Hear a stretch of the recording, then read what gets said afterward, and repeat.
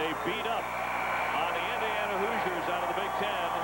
And a win for the ACC. They're now 2-0 in the challenge.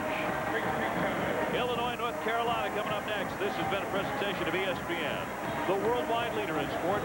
For more, log on to ESPN.com. Wake Forest wins it 100-67. The ACC up 2-0 in the ACC Big Ten Challenge. Skip Prosser's team is now 4-0. Now let's send it out to Dan Schulman and Dick Vitale standing by in Greensboro, North Carolina. Guys. Carolina programs right here. Two teams, each with new head coaches, each off to a hot start. It's number 11 Illinois, number 10 North Carolina next. Hello, how are you? After 15 years at Kansas, Roy Williams has returned to Tar Heel country. But he'll have to keep stars like Sean May healthy if North Carolina is to rejoin the nation's elite. Tonight, speedster Dee Brown and the Illini try to clip the heels.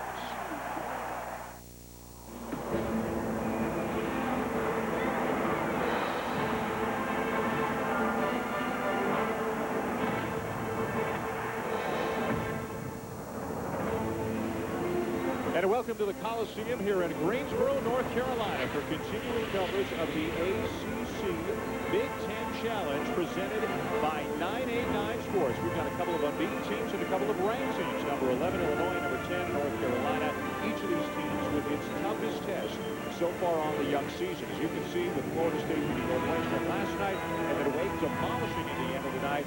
The ACC, which has won all 4 of these challenges, has an early 2-0 lead this year. Dan Schulman here in Greensboro, along with Dick Vitale, getting ready for this game. And I got to say, you look, he's got his game face on tonight. But what color is this? What color is that? Orange Crush. You're in big trouble in Champaign. I want you in big trouble in Champaign. Nobody got me an orange shirt. We got a couple of great point guards, as good as any in the country, just about, right? Well, you know, you're the point guard, and you don't get two better than what we're going to see on the floor today. Our star watch has Mr. Felton and Mr. Dee Brown. When you talk about speed and energy, Dee Brown is the catalyst. Raymond Felton, everybody loves Raymond. He can really pass the rock. I really believe that two of my own Thomas Edison. They're creators, they're innovators. They know how to find the open man, and you have to have them to win big in college basketball. These two teams met in the ACC Big Ten Challenge last year. That game was up in Champaign, and Illinois won by 27, although it was about an 8-point game with 8 minutes to go, and then the Illini just went wild at the end of the game. Roy Williams, of course, the head coach now of North Carolina, and when Bill Self went to Kansas to replace Williams, Bruce Weber went to Illinois from Southern Illinois, so we've got a couple of coaches in new places here this year as the Illini visiting Orange before the opening tip. Well, the one thing Roy Williams has done already, he has created a buzz about North Carolina hoops again. Smith almost turns it over. It's going to stay with the Illini. Obviously, here in Greensboro, we've got a big North Carolina crowd, but some concerns as well about the health of the Tar Heels. Here's Doris Berg. Dan, depth will be an issue all season long for Roy Williams. He comes in tonight with some notable bumps and bruises. In particular, Jawad Williams, their leading scorer, suffered a hip pointer in practice on Sunday. He is on the floor to start the game. Jack Emanuel will also play. He had suffered a left knee sprain. Depth will be key tonight as Illinois will go at least 9 deep, guys. I'll tell you one thing, Doris, for a starting 5, Roy Williams' club can match up with anyone in America. They have 4 potential NBA players in their starting lineup. The problem is, as you said, Doris, so well, going to the bench. There's the Illinois starting lineup, and it all begins in the backcourt for the Illini. Dee Brown and Darren Williams, a couple of sophomores, each had outstanding freshman seasons, especially Brown. James Augustine is another sophomore. This is a young, but at the same time, experienced team because all these guys got a lot of minutes last year. Well, they got a lot of minutes. They won the Big Ten tournament. They won 25 games before losing after beating Western Kentucky. They lost to Notre Dame in the second round. Keep an eye on the matchup at point as Powell finishes strong on the feed from Smith. And it's the Illini drawing first blood. Nice pass by Smith. Excellent backdoor cut. Very unselfish. Look at the big guy. He draws a double team. Wide open. There's the great look by the 7-footer, Smith. Wide open. Foul on Jawad Williams, his first. And to the line goes Powell. He is off to a very good start, averaging better than 16 points per game for Illinois. He's an outstanding offensive rebounder, a guy that can do a lot of damage. As you look at Bruce Weber, did a fantastic job at Southern Illinois to salute me. Here's the point guard matchup. D. Brown against Raymond Felt. Last year in this game, Felt turned it over 8 times against the pressure defense of the Illini. The hands over the left hand. And ripping down the rebound is Augustine. Augustine could really run the court. What they're hoping to get out of him a little bit more this year, Dan, is post-up ability on the interior. Brown off the screen, 3 for the jumper, a little bit strong. Rebound, Sean May. Remember how important he was last year. Now the Tar Heels struggled after he broke his foot. Now the bounce to the other end for Raymond Felt. If he makes jump shots, he's unbelievable. You cannot defend him. He's like Langford up at Kansas. He can make the jump shot. Forget about it. Depending on who you ask, Felt considered maybe preseason player of the ACC. And D. Brown got a lot of consideration. He voted him preseason player of the year in the Big Ten. Preseason doesn't count, my friend. It's postseason that counts. Darren Williams for the Buckeyes. The Illini back up by 3. We expect, like Kansas, Florida, a bit of a track record as Jawad Williams doesn't hit the ball. Well, that hit looked okay to me in his warm-up. He's from out of the Cleveland area, had a big game, and they needed a big game out of him to beat Cleveland State. Mike Garland's club challenged them right to the end. Jawad Williams coming into play tonight is the leading scorer in the ACC with better than 21 points per game. Trying to take Smith away from the basket to utilize his passing ability. He's also got a nice touch inside. Stamina's a problem for the big guy. Darren Williams finally got the way with a walk. You can hear how the fans feel about it. And now over the back goes Augustine to commit the foul.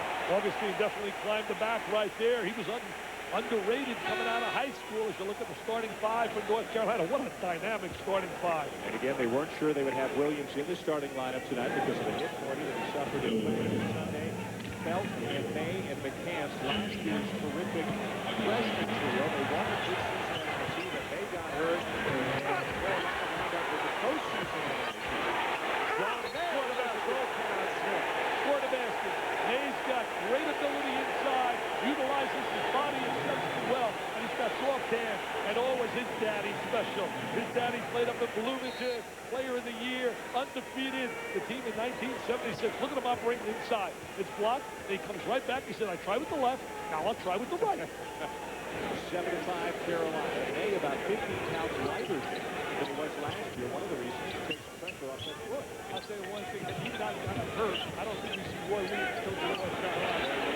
Three, right straight down. Rebound McCants, who had 13 rebounds.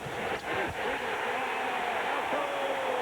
Now you know why everybody loves Raymond. Oh, they're going to love him in Chapel Hill. He is an absolute super south, Mr. Felton. And standing here in Greensboro, this may be a so-called neutral site for Carolina. Forget about neutral site. Forget about neutral site, partner. Look at the blue all over this place.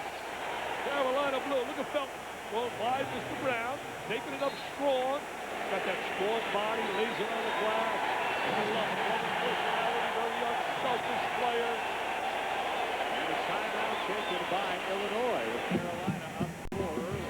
Now the ACC Big Ten Challenge presented by 989 Sports continues tomorrow right here on ESPN with a couple of great games. Number 15, Georgia Tech, fresh off their outstanding performance in preseason NIT in Columbus to take on the Buckeyes. And then, no, you're not seeing double. Both Duke and Michigan State are ranked 6th. They got the exact same number of votes in the coaches poll. That'll be the nightcap tomorrow night from the Breslin Center in East Lansing. Can't wait to get there in the end zone. It'll be a special place. It'll be rocking big time. You and I jumping on a big bird tonight, and we are headed with cars right to East Lansing, Mr. Rizzo. Traveling in style to see Duke and Michigan State tomorrow night. Duke trying to bounce back from their loss to Purdue up in Alaska. That had nothing to do with the ACC Big Ten Challenge, but that's a big win for Purdue to beat a team like Duke. And Duke struggling a little bit right now. Michigan State, Tom Izzo has changed his lineup. Now Kelvin Torber to guard, starting at a power forward position. McCants inside, Smith got a piece, and it's out of bounds to the Illini. You know, McCants is one of those great slashers, scorers. He can play either the 2 guard or the wing. A la Matt Walsh, we saw as we look at Roy Williams. Look at that winningest active coach. Unbelievable. 28 W's a year. So watch Bruce Weber, coach of the year in the Missouri Valley at Southern Illinois. That's a great place, by the way, to salute this. Took them to the Sweet 16 2 years ago. Yeah, beat Georgia. Lost to Connecticut. Devin Williams using the screen, now has a mismatch with May on him. Pulls up for the jumper that drops.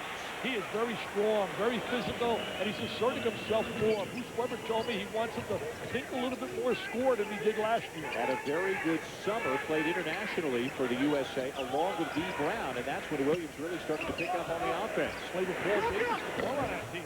Juan Williams, no, but May slams home the rebound. I love May's hands. I love his instincts, the feel for the game. He's got a great basketball IQ. What a miss he was last year when he went down from that guard. 4 for May. Carolina's lead back to 4. Williams trying to shake Scott. Now dumps it down. Fadeaway jumper for Powell. No, the tip is good, though. Back inside off the bench is Roger Powell. No, it's Randall. It's Brian Randall who's checked into the game, a freshman from Peoria. Great offensive rebound by Randall. Got right down to the gut in defense. Nobody blocked out. There's a travel on Dee Brown. They're really playing him really tough. They're beating him to the spot. They're making him work. They know he's the engine, and they are prepared. They've done a great job adjusting to the speed of Brown. Verizon Wireless. We never stop working for you.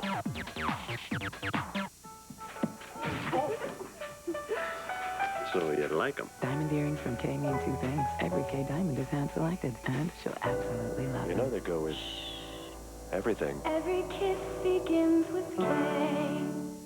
The new Sonic Air Elite. By Philips. With patented sonic technology, its bristle tips move 3 times faster. For a deep cleaning experience unlike any other. For whiter teeth and healthier gums, stop brushing. Start Sonicare.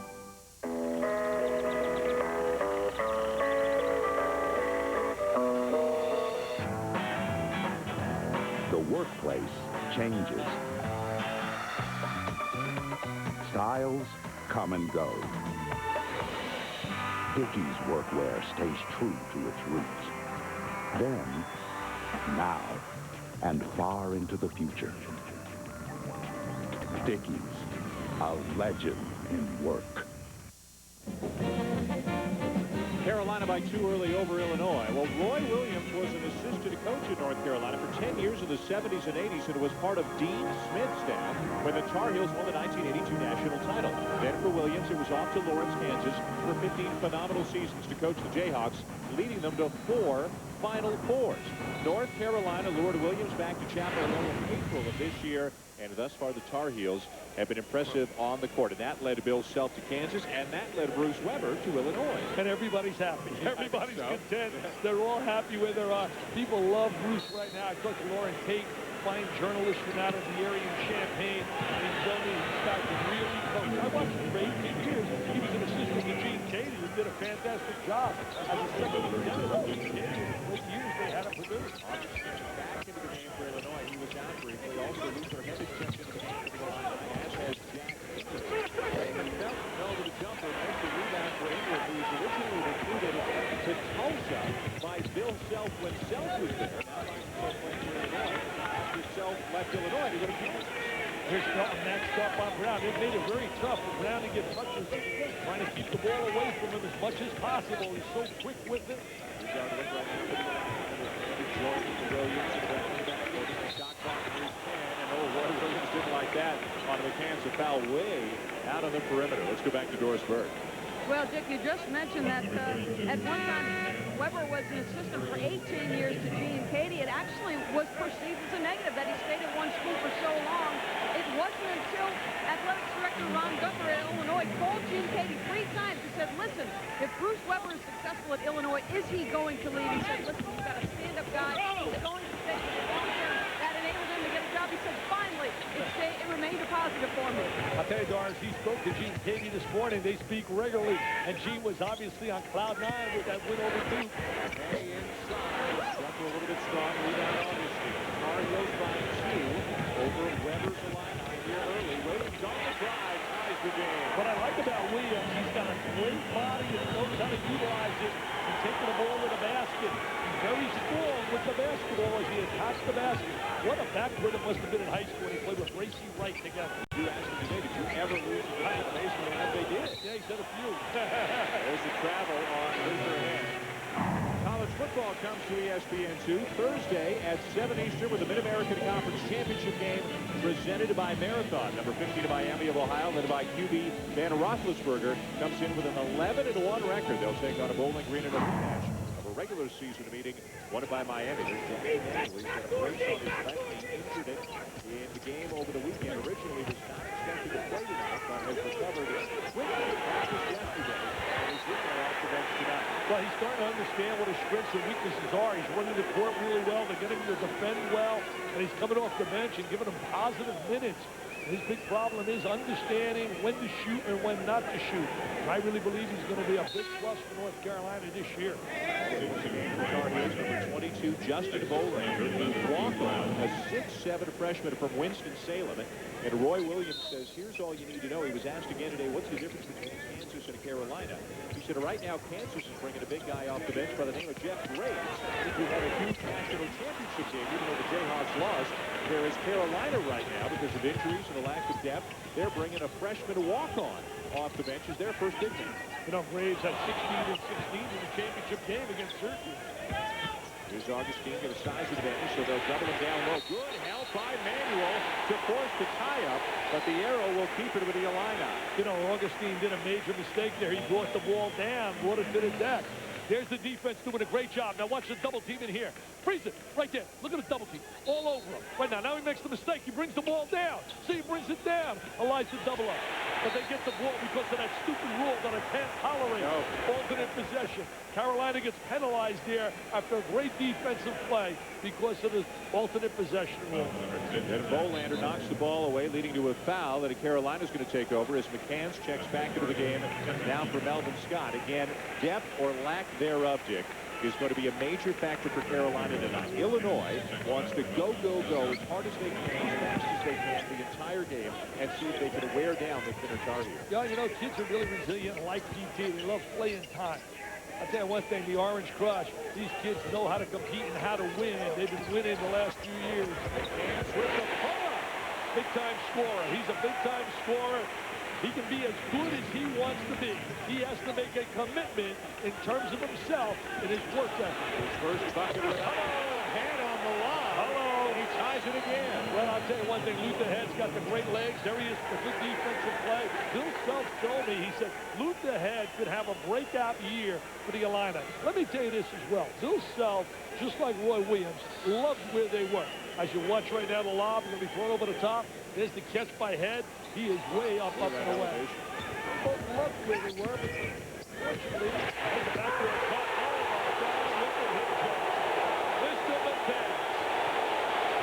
Powerful, strong, physical, offensively so skilled. If we got some athletes in this game here tonight. He said, Luther, anything you can do, I can do better. Carolina back up by 2. Now Williams from the corner rattles out. Rebounds Juwan Williams. Got to stop the basketball. Can't let him run the ball up the court like that. Down to a wide open not there. See, that's his liability, shooting the perimeter shot. He really had a struggle with that throughout his career.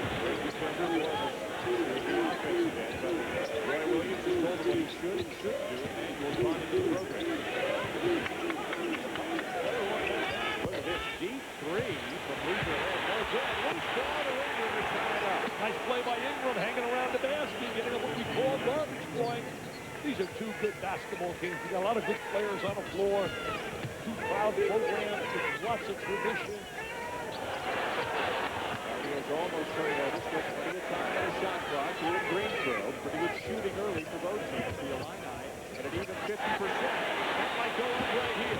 Williams with a breakaway layup. I really love Derrick Williams. I'll tell you one thing. He understands how to play. See Roy Williams talking to him before the game. have great admiration and respect for him. Williams averaged only 6 a game last year. He's over 14 a game this year. He's already got 8 here tonight. He's third in the conference in assists going last year. Williams knocks it down. Good pump fake to get free for the jumper. He gave my all underrated team along with guys like Aaron Miles and Red Francis. By the way, the Irish got the hurt run big time last night by Marquette. Now, Bucks got a piece of that shot from Williams.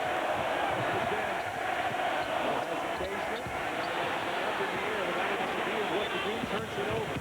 And at the other end, and he's called for the travel. We are tied at 17 in an up and down affair. The ACC Big Ten Challenge. Bragging rights between these two conferences when we come back.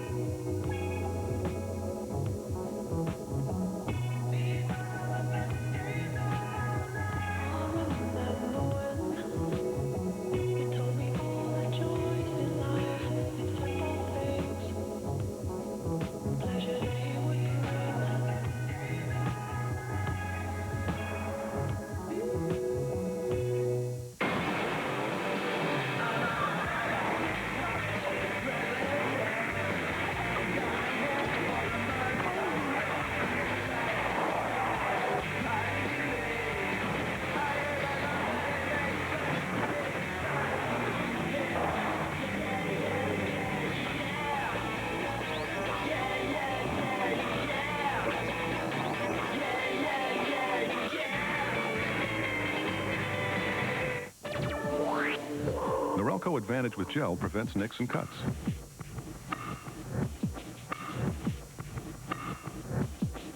Oh, how we'll miss them. Advantage from Norelco. Ultra close, ultra comfortable. Guaranteed. Pizza Hut Sicilian pizza tastes like you're in Sicily. It has an Italian blend of garlic, basil, and oregano baked right into the thick golden crust. A one-topping Sicilian pizza, just $8.99. Only at Pizza Hut. Gather round the good stuff.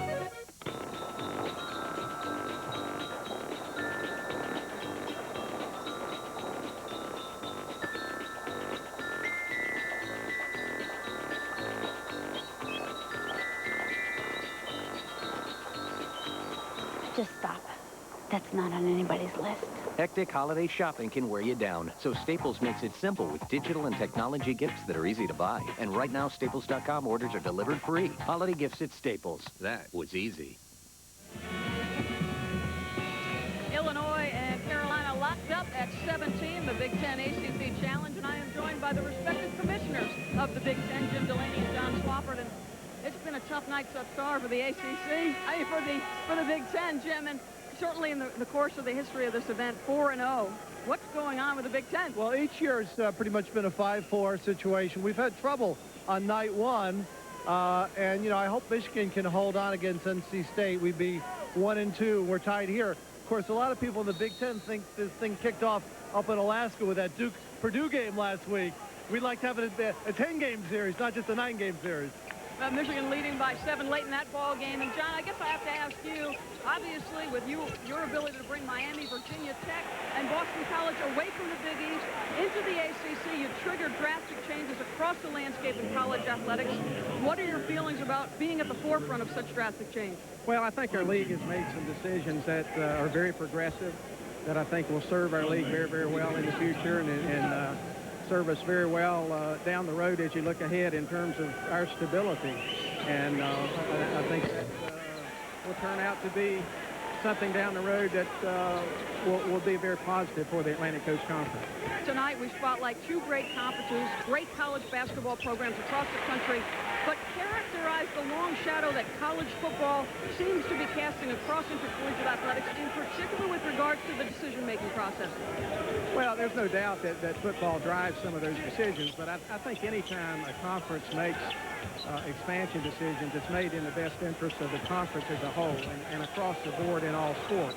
In the Atlantic Coast Conference, certainly we've enhanced our football, but our identity and our history is very much tied up in the sport of basketball, and we're never going to change the commitment to basketball just as we want to enhance our football. And I think this gives us an opportunity to have the same competitive balance in football that we've had in basketball for years.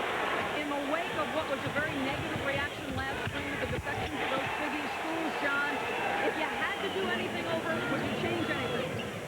Well, we wish it had been a little calmer and a little easier process, and I think that the situation where we visited a couple of schools and then initially didn't ask all of them, and I don't think that served those schools well. I don't think it served us particularly well at the time, but I think when it's all said and done, it's very, very positive for us, and I think that, when you look back over the 90s, there's been a number of, been over 50 changes in conference affiliation. So it didn't at all start with the Atlantic Coast Conference, but I do think it's ended in a way for us that is very positive.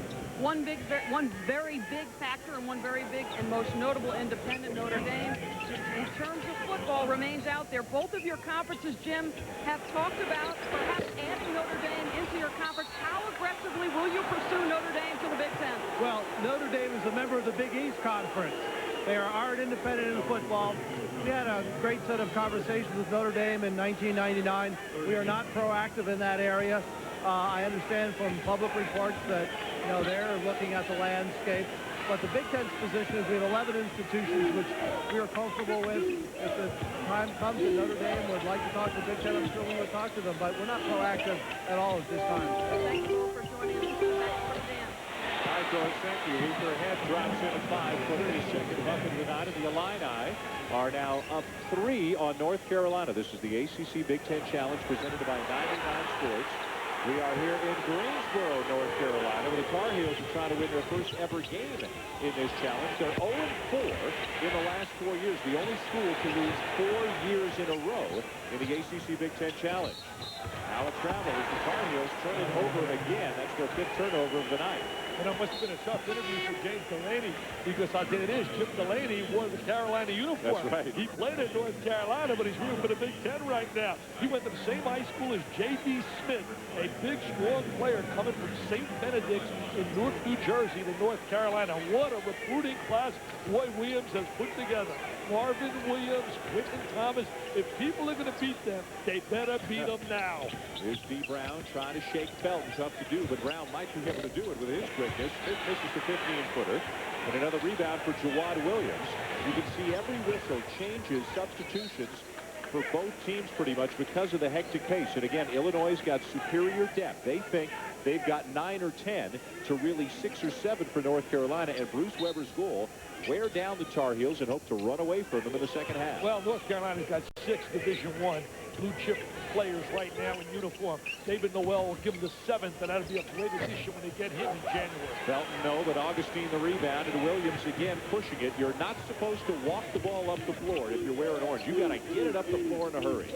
I think they got a solid backcourt. These two, there they are. Look how nicely they play together. Yeah, you're right. Brown missed and made the rebound, and now North Carolina's trying to run. Scott going the distance. Nice play by Melvin Scott. He's a kid that understands his role on the floor with the 4 big-timers he's playing with. Earned a starting role. Had a lot of experience in his first 2 years, and he can score. His first basket of the night brings Carolina back within 1, and now they can take the lead on the steal by Felton. What a pass. What a pass. Great defense by Illinois in the rotation. Illinois did a phenomenal job. I'll tell you, the Fighting Illini and the Orange Crush fans up in Champaign, Dan, they really get after it, and they are great supporters of their program. Take a look at the bounce pass. Nice pass. There's the extra pass, but a good job rotating over. Taking away the layup, putting him on a free throw line. The foul on Brian Randall, his first. The Illini, in just 3 years under Bill Self, had a tremendous amount of success. Won the Big Ten tournament last year, won a couple of Big Ten regular season titles, had some success in the NCAA tournament. And again, there's still a young team, starting 3 sophomores and 2 juniors. So just like Roy Williams left a lot at Kansas for Bill Self left a lot at Illinois for Bruce Weber. Well, those programs are always going to be stocked really well, but the expectations are so high to win. They certainly missed Brian Cook and Sean Harrington, who graduated. Melvin Scott with a nice drive, and we got a good one going here in Greensboro.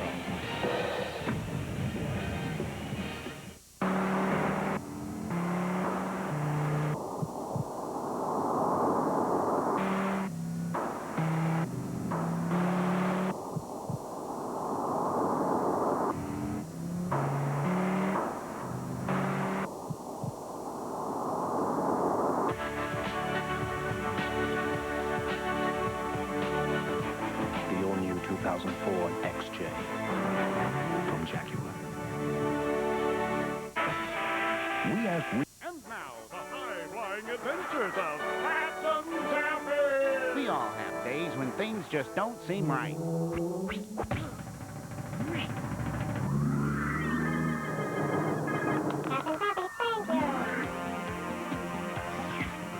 Taffies will keep you flying right.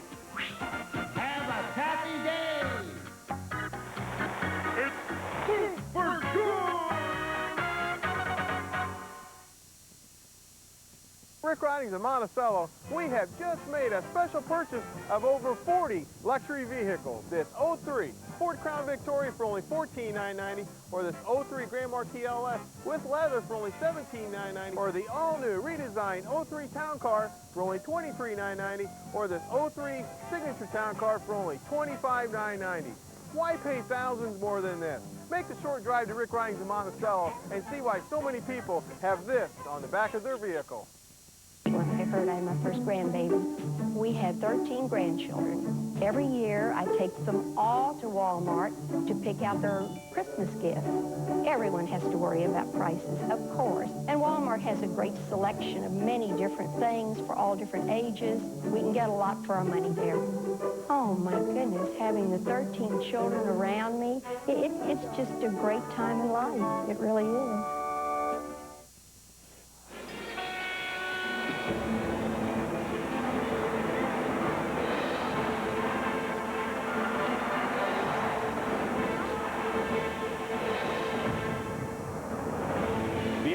Trying to make it 5 straight years where they win the ACC Big Ten Challenge, although as Jim Delaney, the commissioner of the Big Ten, said it's always been very close.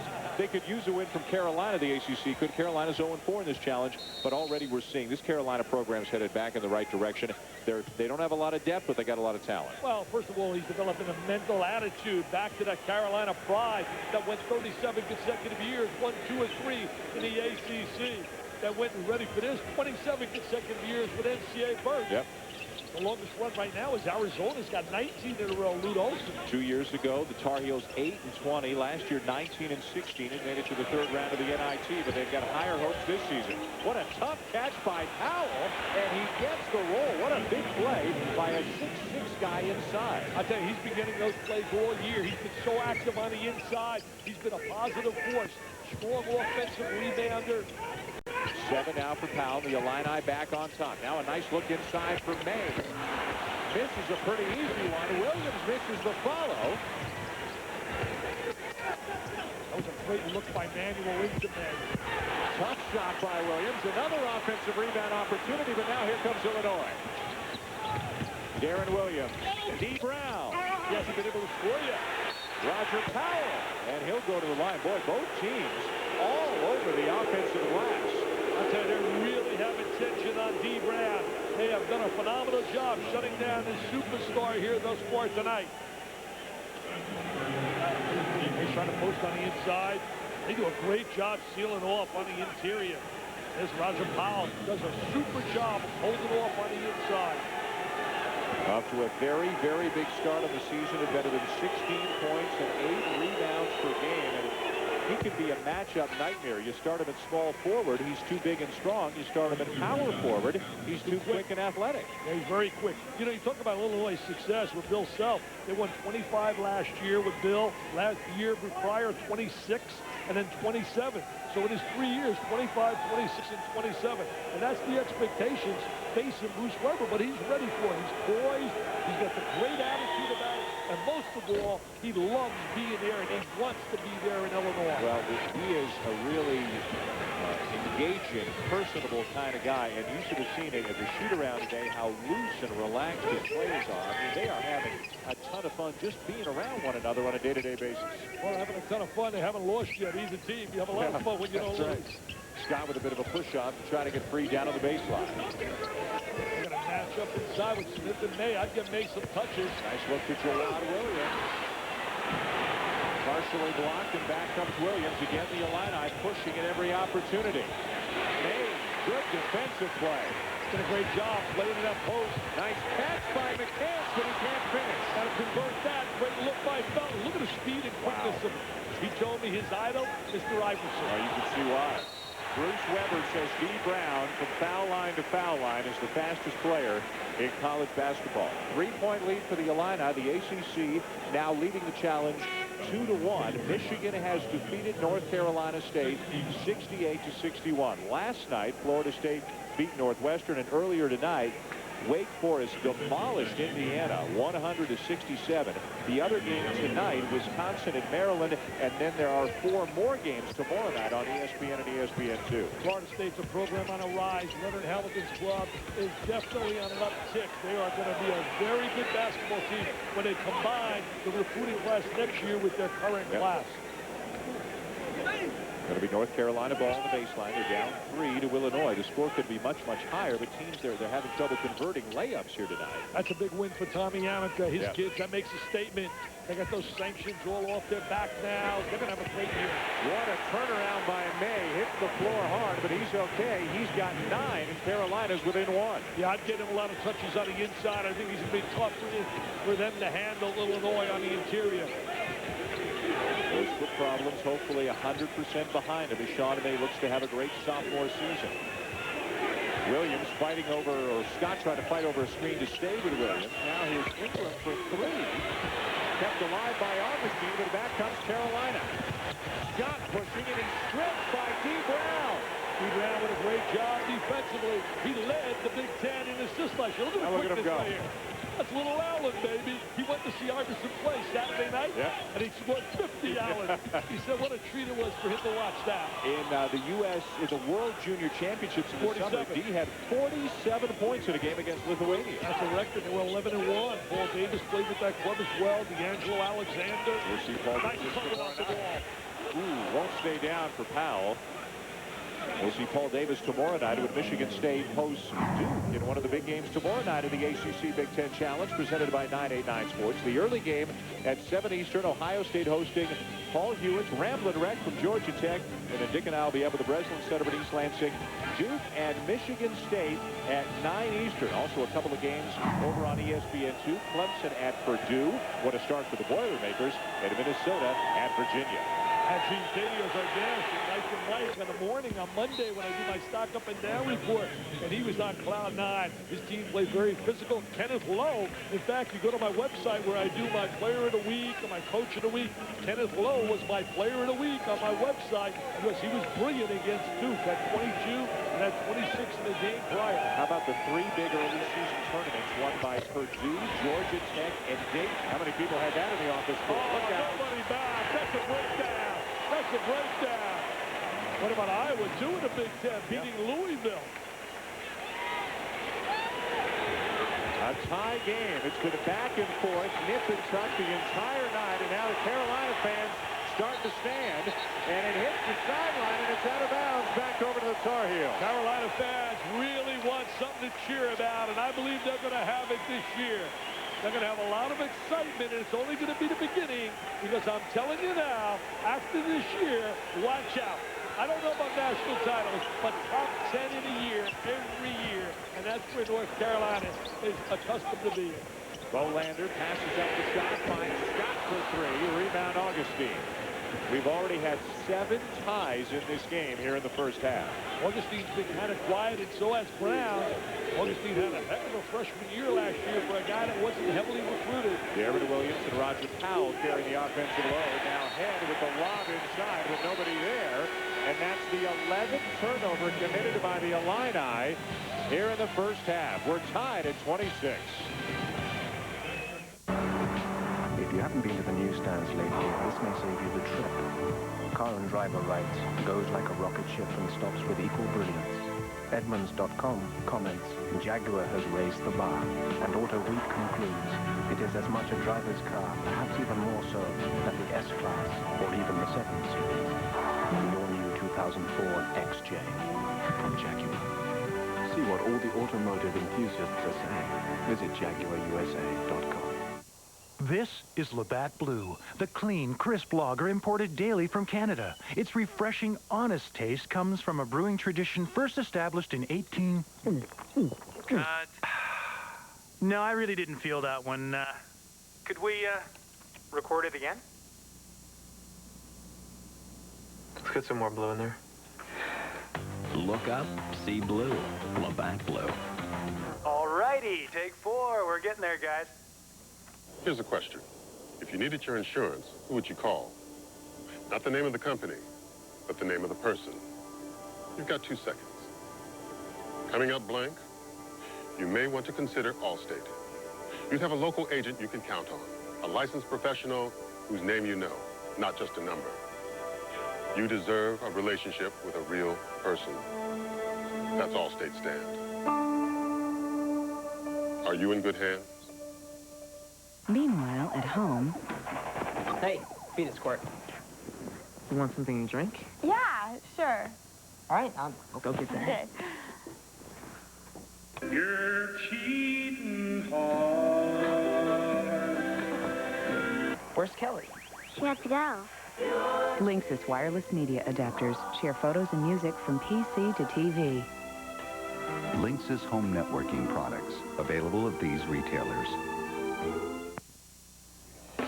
Coming up at halftime, we'll have some answers for you. Will Missouri hold off a major upset bid? Will Andy Katz make it to courtside in Greensboro? Update us on some issues at UConn and St. John's. Boy, do they have issues at St. John's. Plus, we'll update the ACC Big Ten Challenge. But if you're Illinois right now, 11 turnovers, tie game, you got to be happy. I really look at Roger Powell. He's got to be a difference in the paint for Illinois. Good first half so far. Back to Dan and Dick, and we'll see you here at halftime.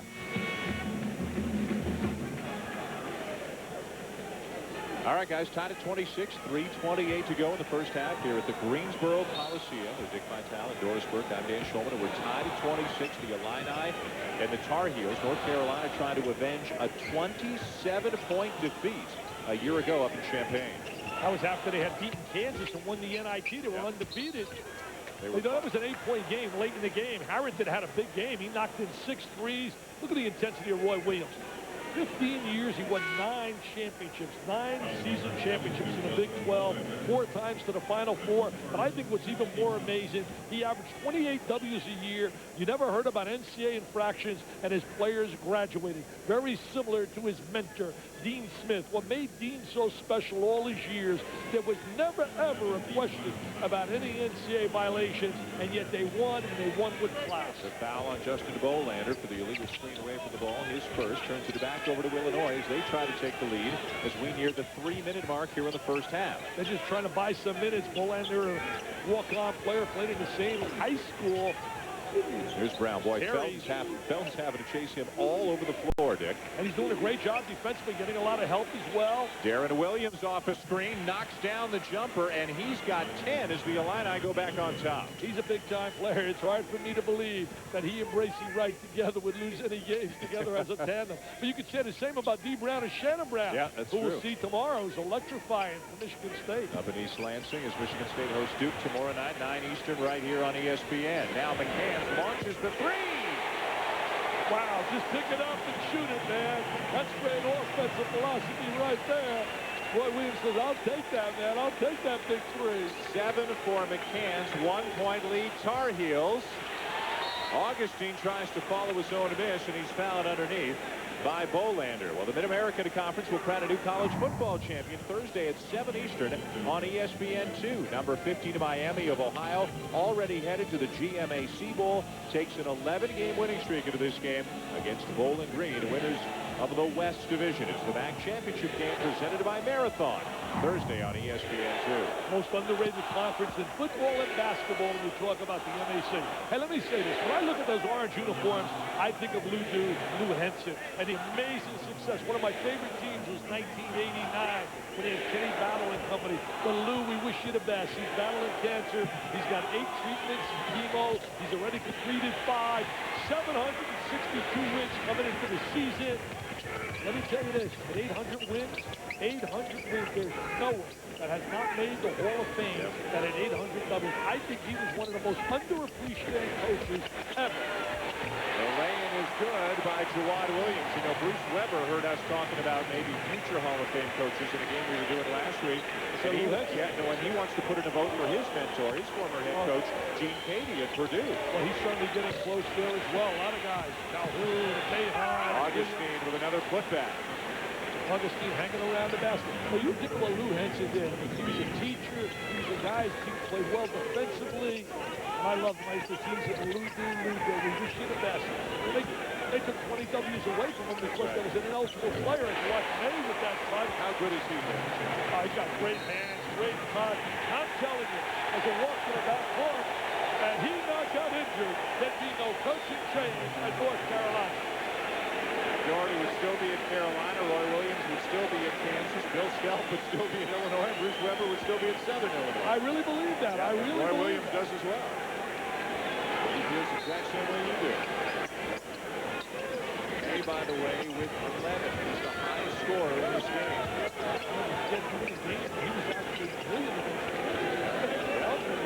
Great hits, great moves around the basket, good mid-range jumper as well. Nice play by Brown. Good basketball team. Powell, 10-footer, ties the game. I like him. You talk about Powell. Nobody ever mentions the kid's name, and he knows how to play, especially around that basket. Got the mid-range jump shot. Junior out of Joliet, Illinois, has a dozen points, and now he's the high scorer in the game. Brown and Butler doing a great job neutralizing each other. Jawan Williams knocks down a three. And for Jawan. He can go inside, outside. He's got a high school with a big-time reputation. Turnover. The chance for three.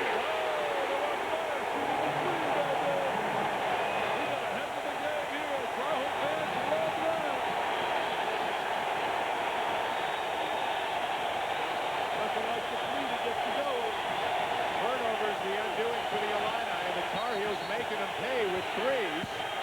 Now we got a foul against Illinois. Is that before that shot? Yeah, I believe it's before the shot. No basket as Augustine is called for the foul. And that's going to give the ball back to Carolina yet again with plenty of time to get something done.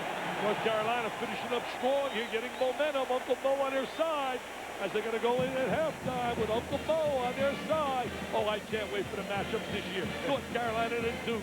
Wow. As we look at Mr. Williams shooting the three, and then his buddy says, okay, you can shoot the three, I can shoot it too.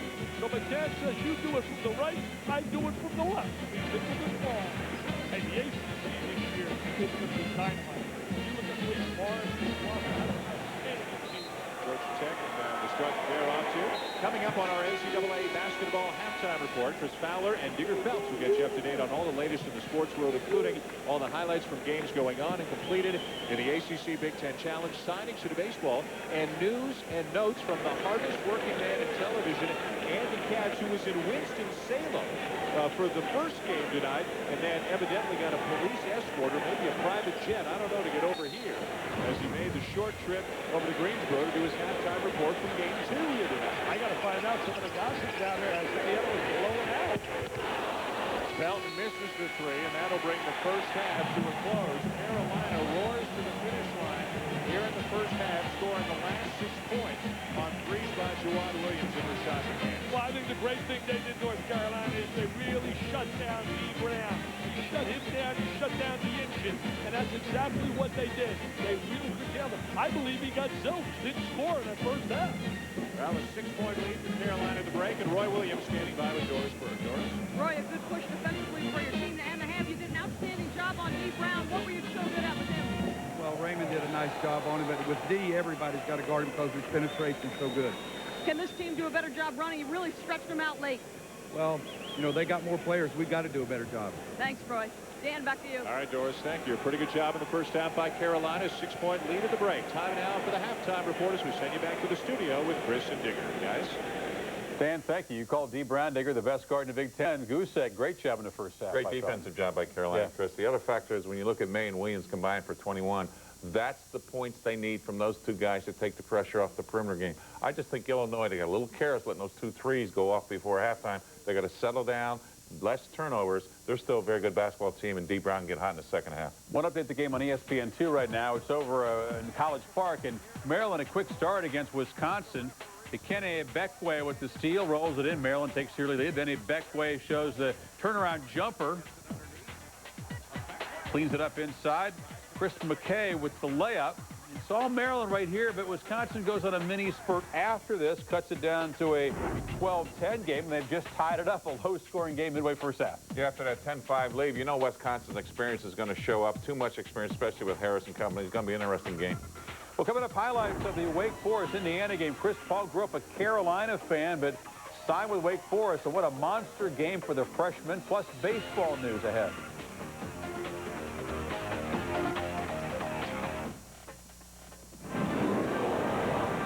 ESPN's exclusive presentation of the ACC Big Ten Challenge is presented by 989 Sports, only on PlayStation 2.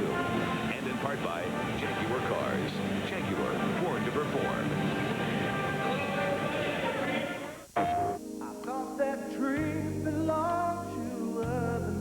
Right now, by 6, two major factors. One, they shut down D. Brown, he was 0 for 5.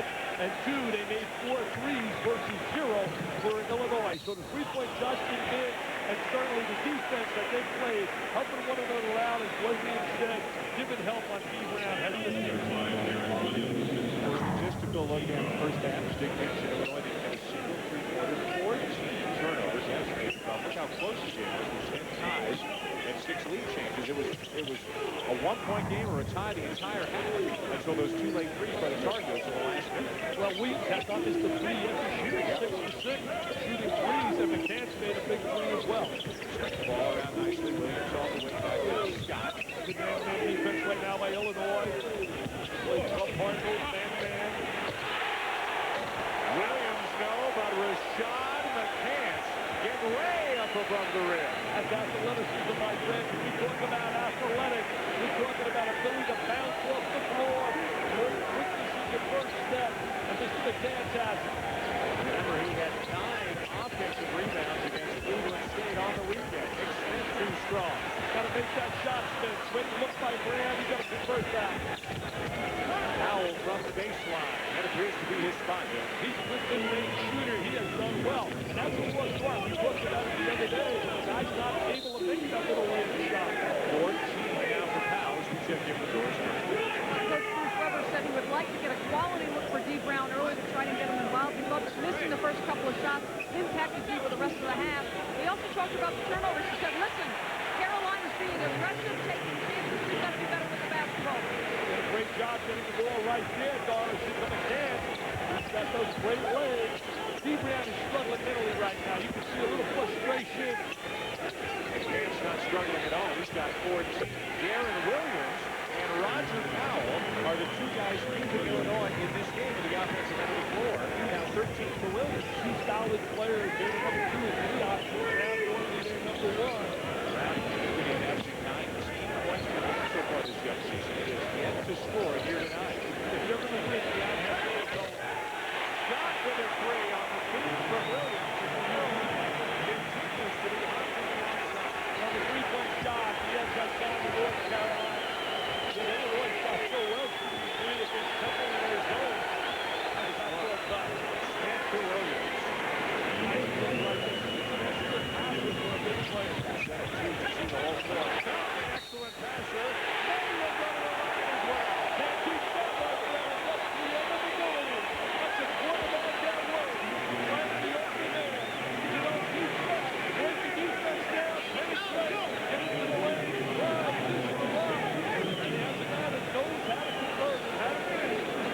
You've got to know, this is a very important game for Raymond Felton because in last year's 27-point loss to the Illini, Felton turned the ball over 8 times and was outplayed by D. Brown. So Felton wants to even the score a little bit here. Well, he's doing a great job on a defensive end. He's right in Brown's face.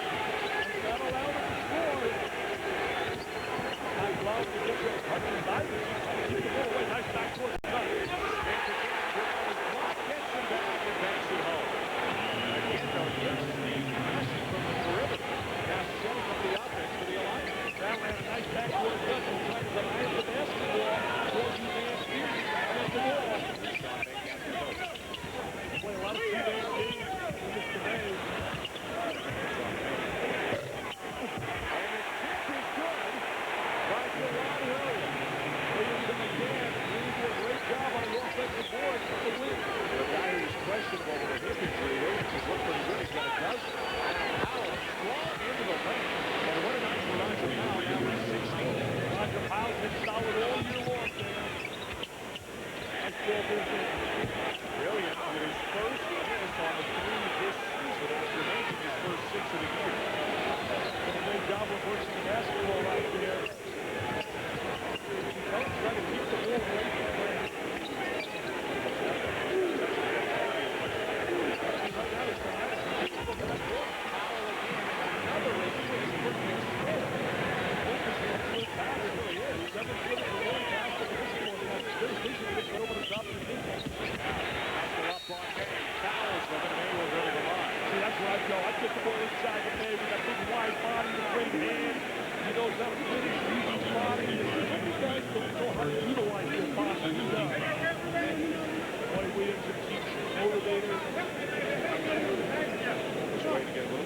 start recruiting some players. Got 4 kids coming in next year. Freeze it right there. See this right now. You got to see no ball. Right back door on him. You got to see more you man. Mr. Powell, Mr. McCants, that's the one area McCants has to work on. As a player, you have to see more. That was a game against Michigan State the weekend. He's playing with 2 fouls, and instead of trying to take the charge, kind of stepped aside. The guy scored over him, and Roy Williams was so upset he took him out and he benched him for the next 6 minutes. Even though this guy's probably going to lead in scoring this year, Roy Williams says if he doesn't play defense, he doesn't play. Well, he's trying to set a mindset right now in his system. And his system is we're going to work as a unit and as a team. He brought over from Robinson, Steve Robinson, the head coach at Tulsa, Florida State. Does an outstanding job teaching. So look at him right there. Also Joe Holiday and Neil Preston and Jared House played for that game. Pushes it into the paint, finds Randall, and the lefty knocks down the 3. That's a nice play coming in, giving some great production. Excellent move by Isaac Greensboro taking after that. Let him sit for a moment or two, and then bring him back on the floor. Speakers on his run now for the Illini, who have worked a 9-point deficit down to 3. Now Bolander in traffic. Nice pass by Manuel, but you really don't want to put the ball in the hands of Bolander, the walk-on. Great start here to the second half as McCants gets away up in the air to help the Tar Heels get up by as many as 9, but Randall's brought Illinois back within 3.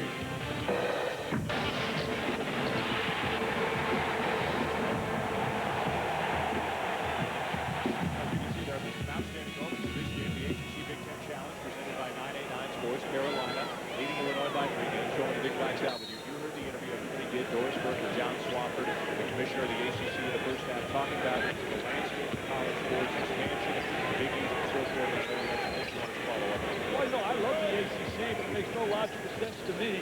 Boston College, where's their loyalty leaving the East? They belong in the Northeast. They certainly don't belong down South. I can understand Miami, but I don't understand the logic of DC making the move they did. Don't get me started on these congratulations to the disaster up there in Nebraska. On a drive by Head, and then he finds Eric Spears, the redshirt freshman, and he's from Chicago to bring the Illini back within 1. Well, he's going to give him some bulk on the inside. He's playing Bolander right now, but they'll use Spears a little bit against the Hayes. Bounce, a turnover against Carolina. The Illini can take the lead. Nice little pass to the head with that baseline pass. Just the double team gets a little Spears, and he gets the dude. I was talking about Nebraska. I go firing Frank Stoller is an injustice, and the collegiate athletic. When a man's 58 and 18 wins a national title, that was an absolute mistake. What the coaches can do, like Kevin State and Ellie Williams, and they can't believe it. That's the stage of all coaches. Illinois fans here in the show tonight behind their team bench, ready to explode if they can take the lead on this possession. Home defense right now by North Carolina. Williams for 3. Line drive is short. Jawad Williams runs it down. Chuck Emmanuel out ahead of the pack. Nice look, though, by Sullivan Emmanuel with that speed and quickness. He gets ahead of the defense. They zone it, and the reason they zone, now they're going to rotate back to Emmanuel. They want to just buy some time until they can get payback on the floor. So he's going to sneak right out here. Going to kick it out there, starting with the good look. There's the catch by Manuel. Takes it up, ball goes to the basket. That was more great action coming your way tomorrow night as the ACC Big Ten Challenge presented by 989 Sports continues at 7 Eastern here on ESPN. It'll be Georgia Tech, Ohio State in Game 1, and then at 9 Eastern, it'll be Duke against Michigan State. The officials are looking at the shot clock. More than anything else, I get asked, what's it like? What is Dick Vitale really like? Where does he get his energy from? Let me tell you about what Dick Vitale's doing. He's flying up to Michigan tonight, not getting there until 2 in the morning. He's doing 4 radio shows between 7:30 and 8:30 tomorrow. Wow, this guy taking care of me, Chris Fowler. You never did. Then he's going to a book signing, his book signing, I must tell you. Then we're going to go to practice, talk to some coaches. You might have a little linguine about 5 o'clock. Oh, I have some linguine, and then it's time to do another ball game tomorrow night. I'll be at that bookstore, Michigan State on campus at 12 noon. Hey, today, what a signing down here in Greensboro. They ran out of books, Dan. They put all my books. I couldn't believe it. They ran out of books. I'd offer to give them mine, but I didn't receive one. Followed it by one. Followed it by one. There, Williams, no rebound. Manuel take it away. His second opportunity is good for Randall. I tell you, Randall's earning some playing time. He's got to be impressed in the orange. 6'8" freshman. He's got got 7 points here tonight. And the Illini back within 1 as Dean Brown has returned to the game. He's got just 2 points on the night. Comes in, averages 19. Would you believe that Illinois has the goal to down one, Dean Brown out of the team? Williams, there we go. Good defense by dribble and no one knows the shot. No one gets the dribble. Water Williams considering his options. 5 fouls. Shot clock under 10. Williams for 3. Play looking for the foul, but no call. North Carolina plays a lot of good post presence of all, but out there on the floor. How valuable is to this team? You're going to look right now what Matt Gordon is missing. Brown on the drive. Kicks it into the corner. Williams is fouled again.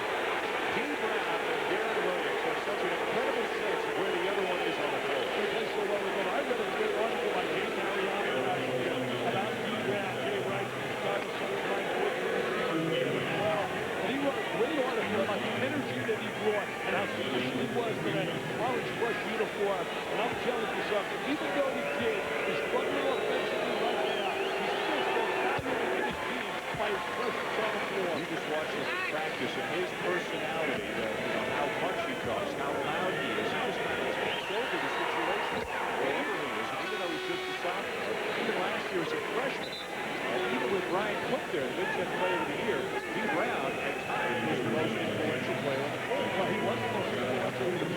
He gave the opportunity to Brian Cook, who had a big year with the first-round draft choice in Lincoln. Hey, you think about education. They've been on the road since last Friday. They went, they played number 1 Saturday against the Big Ten. Then they win. Brown for 3. That was first. Yeah, was good from Orange, but there's May to the rebound. Sean May's back in for Carolina along with the shot for Kansas. They have to have May on the floor to win this game. Saturday night, they went to see the Celtics 63 to Irish, and then Sunday night, they did the Great Salt and the Liberty Bell. There's May on the glass. He's so valuable. He's so valuable. Oh, they need the big fella. Just like his daddy, he's a winner. I'll tell you, man, that team is so special down in Indiana, Bloomington. 76, Buckner, Wilkerson, May, Benson, Abernathy. Look at him right there working. He's from out of Bloomington, Indiana. Players in college basketball. It's been a big night for Sean May. That's why I've said so many times for what it would miss him at Mason Road. Our famous courts all over America. You can tell me that Robert Montgomery Knight hasn't earned that honor in Bloomington, Indiana. The administration would show some class and make that announcement. Make it call Assembly Hall class Robert Montgomery Knight. Johnson goes down and now Carolina is back on top. He's had a dozen tries. Matter of fact, at least that many lead chances here tonight. His Better continues to work harder to take the ball out of the hands of Dean Brown by running the big guy. Well, they double up on him and get the ball. Hey, now they got a little mismatch. He's too quick right now. Still stuck on Brown. Illinois taking advantage.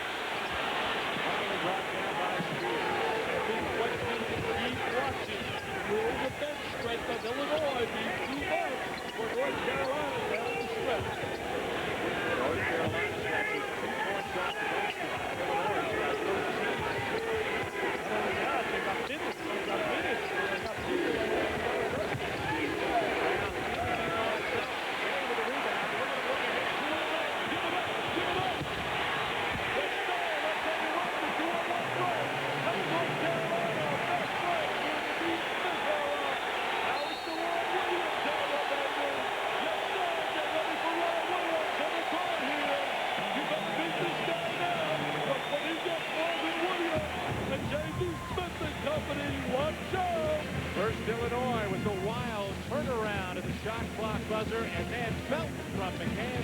Carolina running and leading right now. Welcome back to Greensboro, where North Carolina leads by 2. Doris Burke alongside of Dan Schulman and Dick Vitale. And we just want to remind viewers that tonight's game is available on ESPN's high-definition service, ESPN HD, made possible by both Philips and Best Buy. And just a reminder, folks, on Friday night, the first NBA telecast on ESPN HD, featuring the NBA champion San Antonio Spurs visiting the Orlando Magic. And folks, call your cable operator or satellite provider and request ESPN HD, especially those of you in San Antonio and Orlando. And Dick Vitale, I know you have a high-def screen at home when you're watching basketball at any level. It's a great, great service. I tell you, I got it right here at the John Saunders Theater. I made my theater up in John Saunders. Doris, you would not believe the high-def setup that Dick Vitale has at the John Saunders Theater. It is really good down in Florida. We're going to have an HD game coming up. Maryland in Florida next week in Gainesville. Here's Dee Brown, open in the corner, knocks down the 3, and the Illini are back on top. He finally gets an open run. I agree with Digger. This kid is a tremendous player. He hasn't seen the real kid here. Man of Bolander. Bolander gets it too. How good is he to be able to walk out? Both big guys for Illinois went out to the foul line to guard May, and Bolander was wide open under the basket. And he got a layup that I could have made because of the presence of man. Good show by Bolander to slow Randall down the free throw line. Williams with a nice look inside. Augustine strong enough to get it up and in. And that's what they're looking at Augustine. They want to get some point production down in the low box. So many teams have perimeter presence, but they have very little inside presence. Unofficially, Dave, 14 changes and 13 ties in this great basketball game here tonight. What a good hoop twice while Cesar, outstanding guys in the world of basketball. He says 1 to 5 for North Carolina is as good as anyone, and I certainly concur. We'll talk a little bit more about them and their lack of depth. Bolander with a big bucket off the bench for the Tar Heels, but they're still down by 1.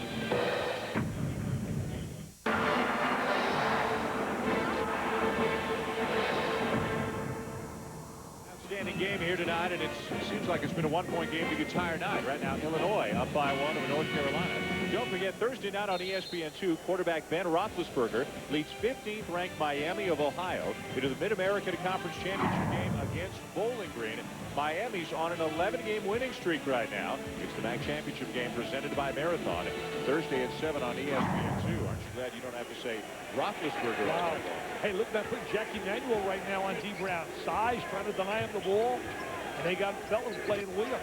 Carolina's done an outstanding job defending Dee Brown. Dee Brown running all over the court, just trying to get an open look, and he can't shake Manuel. He's trying to get free. He's trying to utilize the screen, move without the basketball, a little bit dodging. He's getting the ball. I'm going to get back behind the screen. There it is. Yes, sir, right behind the screen. Let me tell you, he's going to keep going down. He really moves so well without the basketball and shut the defensive player Manuel up. Never gave up, just kept going side to side, back and forth, using screens and finally getting open.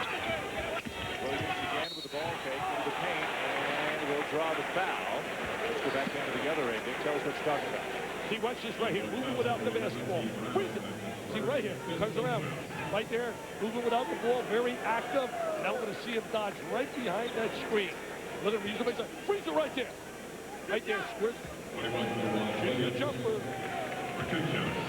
Boy, did he work hard to get open and still had the stamina on the legs after all that running to knock down a 3. All of Dee Brown's points have come here in the second half. They missed my freezer twice. Couldn't hear me. Couldn't hear me. A breakdown. Unbelievable. Turnover. Carolina back to this 2. He did a great job down. That was an example of moving without the ball for a lot of these young kids. An area where a lot of people don't. Look at the big, large push fans checking up. There's a lot of them here in Greensboro. Carolina can tie or take the lead on this trip. They're excited about this game. This team certainly is ready for the big Buck title this year. He is so strong inside. He utilizes the body exceptionally well. He has 19 points tonight. He has scored at least 17 in all 4 games for Carolina this season. Williams for 3, and the offensive rebound for Augustine. Brown into the paint, just too much hops. Wave off the basket as the foul comes before the shot, and it's going to go against Jackie Manuel. He played in high school at Proviso East High School with Shannon Brown, who we'll see tomorrow. Just turned 18 years of age, had a spectacular game. I'll tell you what, don't cry for the Dukies. They will find a way to get back. Mike Krzyzewski's not in the Hall of Fame. Everybody's saying, what happened to the Dukies? Hey, it's the development stages right now. When Reddick, you and that company are going shooting threes, going to red against anybody, and you got to respect the brilliant coaching of William Mike Krzyzewski. By the way, a news note on Duke recently with the player Michael Thompson has decided that he's going to transfer into the Leeds, and so he'll be eligible for the second semester next year. There will be some schools interested in trying to recruit him. Oh, there's no doubt about it. I'll tell you what, Duke could have certainly utilized this. Hopefully he's originally committed to that and then changed his mind. Look at Carolina again, forcing Brown to give up the ball. On the screen to Randall, and McComas is flashed for the foul. Great job of moving the ball. Then the force touched the ball and agrees to the offside. Carolina fans did not like that call there. I'll tell you what, Bruce Weber is a solid tactician. You can see his team fundamentally has an understanding of the half-court game. You can tell a lot about the way they execute their half-court offensive system. A couple of years ago, when Weber was at Southern Illinois, they were playing Illinois in a tournament out in Las Vegas, and coached by Bo Self, of course, and Illinois won a very close game. And the AD at Illinois lined up as, you know what, if Coach Self ever leaves, we should keep an eye on Bruce Weber. That was a well-coached team. He kept an eye on him all right. Signed him to a nice bigger contract. He averaged 21 points a year in 5 years at Southern Illinois. Lee Brown, quick three, Randall's out, and McCants runs down the rebound. Give it up. See, he's better off giving it up and going without the basketball. Finds somebody now. He's down low to the post. Give it to Sam. 21 points on the night. He gets in so deep, they can't allow him to get that deep position, that low bounce. He's able to stick in that 3-second area. Williams turns the corner. Number 3. And the foul's going to go against the Illini. It'll be on Howell. I'll tell you, Roy Williams has definitely brought a buzz here to this program. He was the right man for that job once they decided to let Matt Doherty go. Roy Williams helps. A healthy Sean May helps. 21 points tonight, and it's Carolina by 2 here in Greensboro.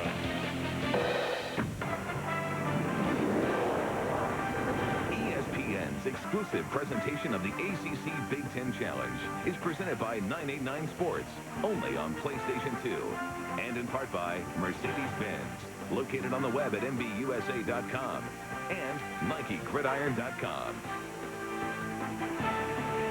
Well, we had a feeling this would be some kind of an exciting game here tonight, and it certainly has been between Carolina and Illinois. Countless lead changes. Tomorrow night, you're equally excited about going to East Lansing, huh? Duke and Michigan State. Well, the Izzo's up there going bananas. You got the Dukies of Mike Krzyzewski, Tom Izzo, Michigan State. Tonight we got North Carolina, Illinois, and we're getting paid for this. I mean, you talk about living a dream. Are you kidding me? This is living a dream. Game 1 on ESPN tomorrow night at 7 Eastern. Paul Hewitt's Rambler Direct. If you haven't seen Georgia Tech and what they did in New York City, you got to check them out tomorrow night in Columbus against the Buckeyes. Duke and Michigan State tied for the 6th spot of the Coaches Bowl on ESPN 2 tomorrow night. Clemson, Purdue, and Minnesota, Virginia. And we're going to stop up and pick up some Linguini and Kamasi on the way up there tomorrow. Krzyzewski and Izzo. I'll let you figure out who's going to eat the linguine and who's going to eat the Kamasi. All right. And with you in there, we might need a little extra linguine, right? A little rigatone. 2-point game. Bruce Weber, he knew this would be a tough test and a tough stretch for his team at Temple. Then this game here, then to Chicago to play Arkansas, then to the Jimmy V to play Providence next week. We'll have that game here on ESPN on Tuesday night. That's a good Providence team to be a sleeper in the Big East. Great rebound by Darren Williams. One of the big guys. He's had a good win over Alabama. Ronnie Jones, Jimmy Welsh. He's got a club. Very experienced. I like Williams. One of the underrated players in America. Oh, he really is. Good skill inside both points. Arizona, Texas, by the way, the first game of the Jimmy V Classic. A week from tonight here on ESPN. Illinois and Providence, the second. The matchup right out here. Williams trying to shake Scott. Finds Augustine. Loose power. Grab by the Illini. Powell scores in his foul. I'll tell you, Powell's a star on the inside. The kid doesn't get a lot of notoriety and publicity. He's just so working in life. Hanging around the basket, get the block shot by May. got the long arms, and there's powerful. He's quite over, strong, very physical. He is really tough around the basket. Very tenacious player. He has 20 points in the game, 2 shy of his career high. This is the 15th in here tonight. And one game is here to the ACC Big Ten Challenge presented by 989 Sports. Illinois and North Carolina with Big Vital and Doris Burke. I'm Dan Schulman. Carolina 0-4 all time in the ACC Big Ten Challenge, including a loss up in Champaign to the Illini last year. But the Big Ten has never won one of these. They've lost all 4 of them to the ACC, although all 4 have been close. And now a hold is called on Powell, and I think that's his fourth. That is his fourth. Bruce Weber is stunned with that call. 2 years in a row, taking the Salukis to the NCAA tournament, Sweet 16 2 years ago. They're in a bonus right now as well. Williams is going to go to the line, and now Powell is going to go to the bench as we get another look at the foul. They get it for a little push-off down on the inside on Williams. So out goes Powell, a huge contributor for the Illini tonight as Nick Smith comes back in. You can see how frustrated Powell is that he has to leave this game. He'll be back here in about 3 minutes on the clock.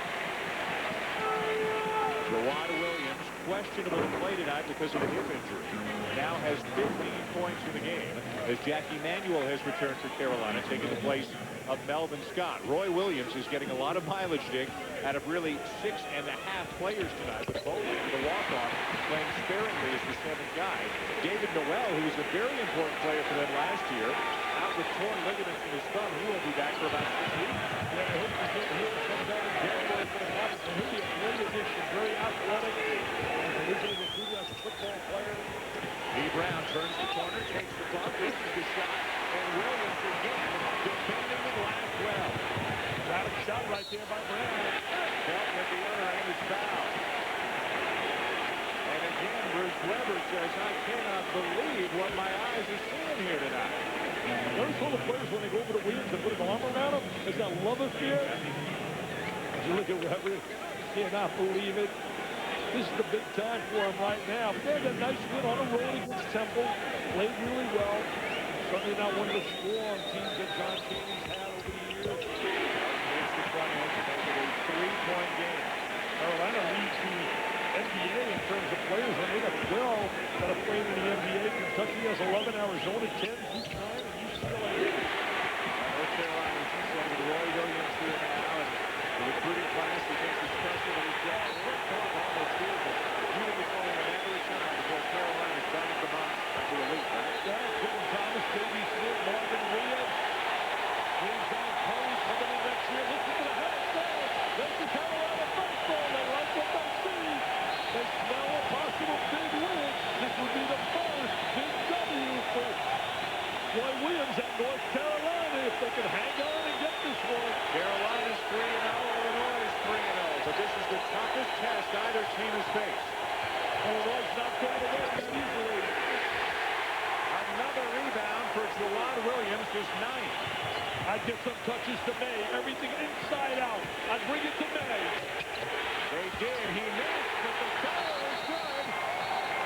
By his presence in that 3-second area, it opened up the lane for the offensive rebound. Smart play, bringing the ball into May. I let every possession, the ball go to him first, and you go inside out. A 6-0 run for Carolina, Dick. There he is. Now watch right here. See how he's right down the lane for that tip-in? The lane is wide open. Concentrating on May on the inside with a little jump hook. And here comes Jackie Manuel, a slashing player. He's a slasher. Raymond Felton saying, come on, let's hear you, Carolina fans. Well, they're going to hear a lot of the Carolina faithful this year.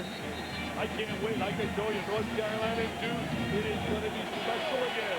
Two great coaches, a Hall of Famer in Mike Krzyzewski and a future Hall of Famer in Roy Williams. In early February at the Dean Smith Center in Chapel Hill on ESPN, and then to wrap up the regular season in early March, Benedict Cameron on ABC. No better rivalry. I hear about Ohio State, Michigan football, Red Sox, Yankees, but when they're playing well, they're on top of the world. Well, maybe they got to make the governor. Why not the president? The last 6 points have been scored by Carolina.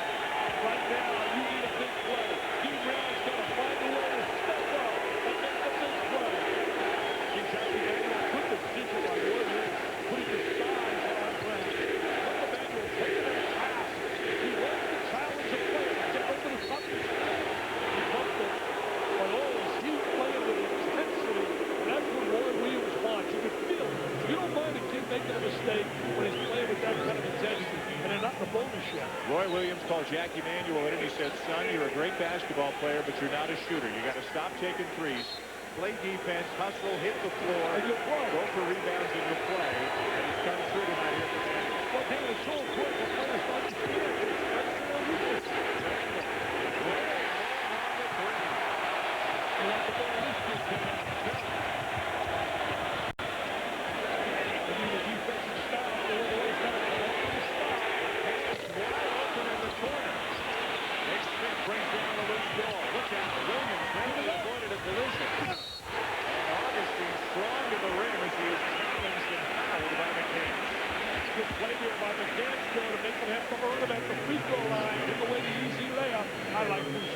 They made a great choice. You talked to him. He has a great understanding of the Big Ten.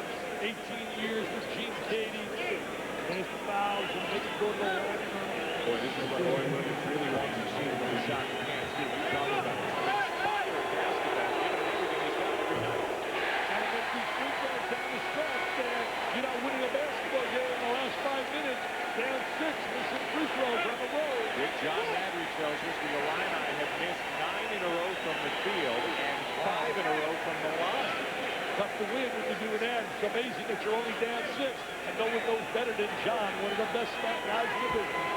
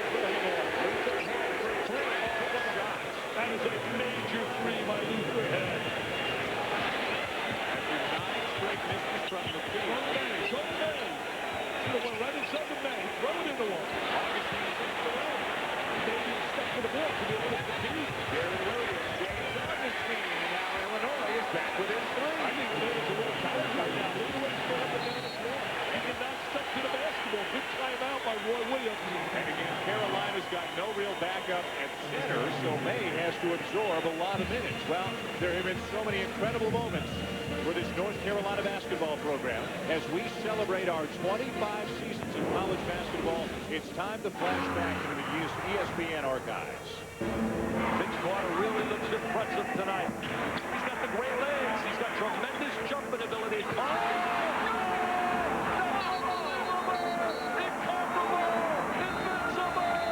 That could be a big, big boost.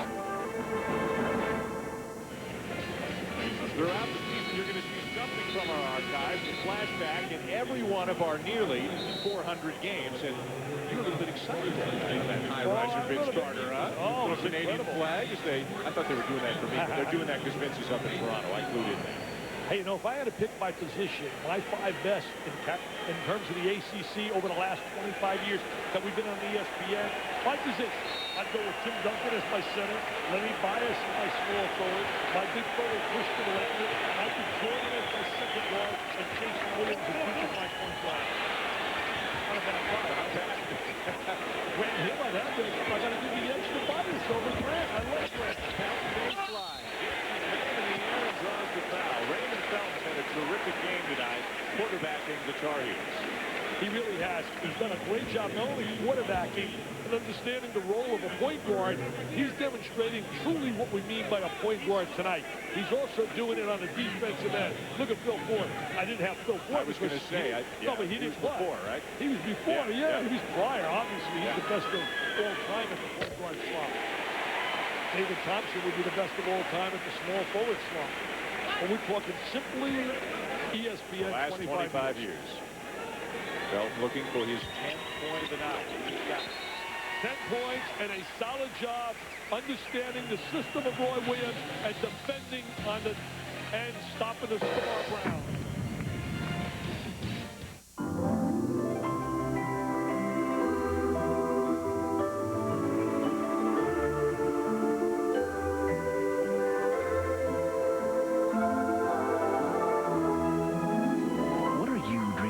this winter. The Mercedes-Benz Winter Dream has begun with 2.9% APR financing for 36 months on select Mercedes-Benz C, E, M, and S-Class models. So visit your local Mercedes-Benz dealer. The new Sonic Air Elite by Philips. With patented sonic technology, its bristle tips move 3 times faster for a deep cleaning experience unlike any other. For whiter teeth and healthier gums, stop brushing. Start Sonicare. I thought that dreams belonged to other men, 'cause each time I got close, they fall apart again. Almost paradise, we're knocking on heaven's door. Almost paradise. Rated E for everyone. Sports. Yeah, honey, everything's under control here. Yeah, we had popcorn for dinner. No popcorn chicken from KFC. It is so not a nugget. KFC's popcorn chicken is real fun and real food. 100% all-white meat chicken breast, freshly cooked in fun-sized bites. $1.99 for individual or party size for $6.99. What kind of dad do you think I am? For a fun take on real chicken, you got a KFC What's Cooking. Mary Mug, smooth and stubble-free. 'Cause it's mud, no pull, no tug. Reflex action's key. Ooh, Mary Mug, smooth as smooth can be. Give your guy a real go. Shave some clothes that smooth can be.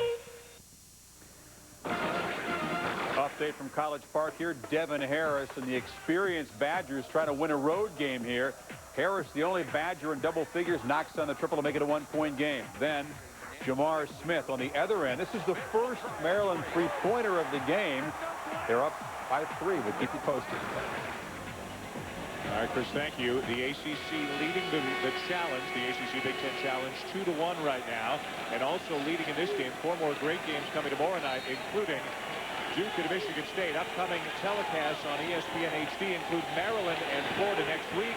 The NBA game, the Spurs and the Magic on Friday night. That'll be this season's first NBA telecast on ESPN HD. Well, we'll allow that, but we expected at the 3 to March. On 5. Powell to miss. Keeps the line. Manuel back into the game for defense. Loses the ball.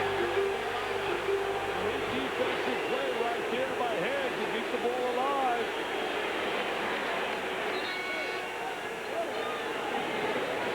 Bruce Weber is going with Lee Brown and Darren Williams and Luther Head. His 3-guard look. Now Powell comes out, and Nick Smith has checked back into the game for Illinois.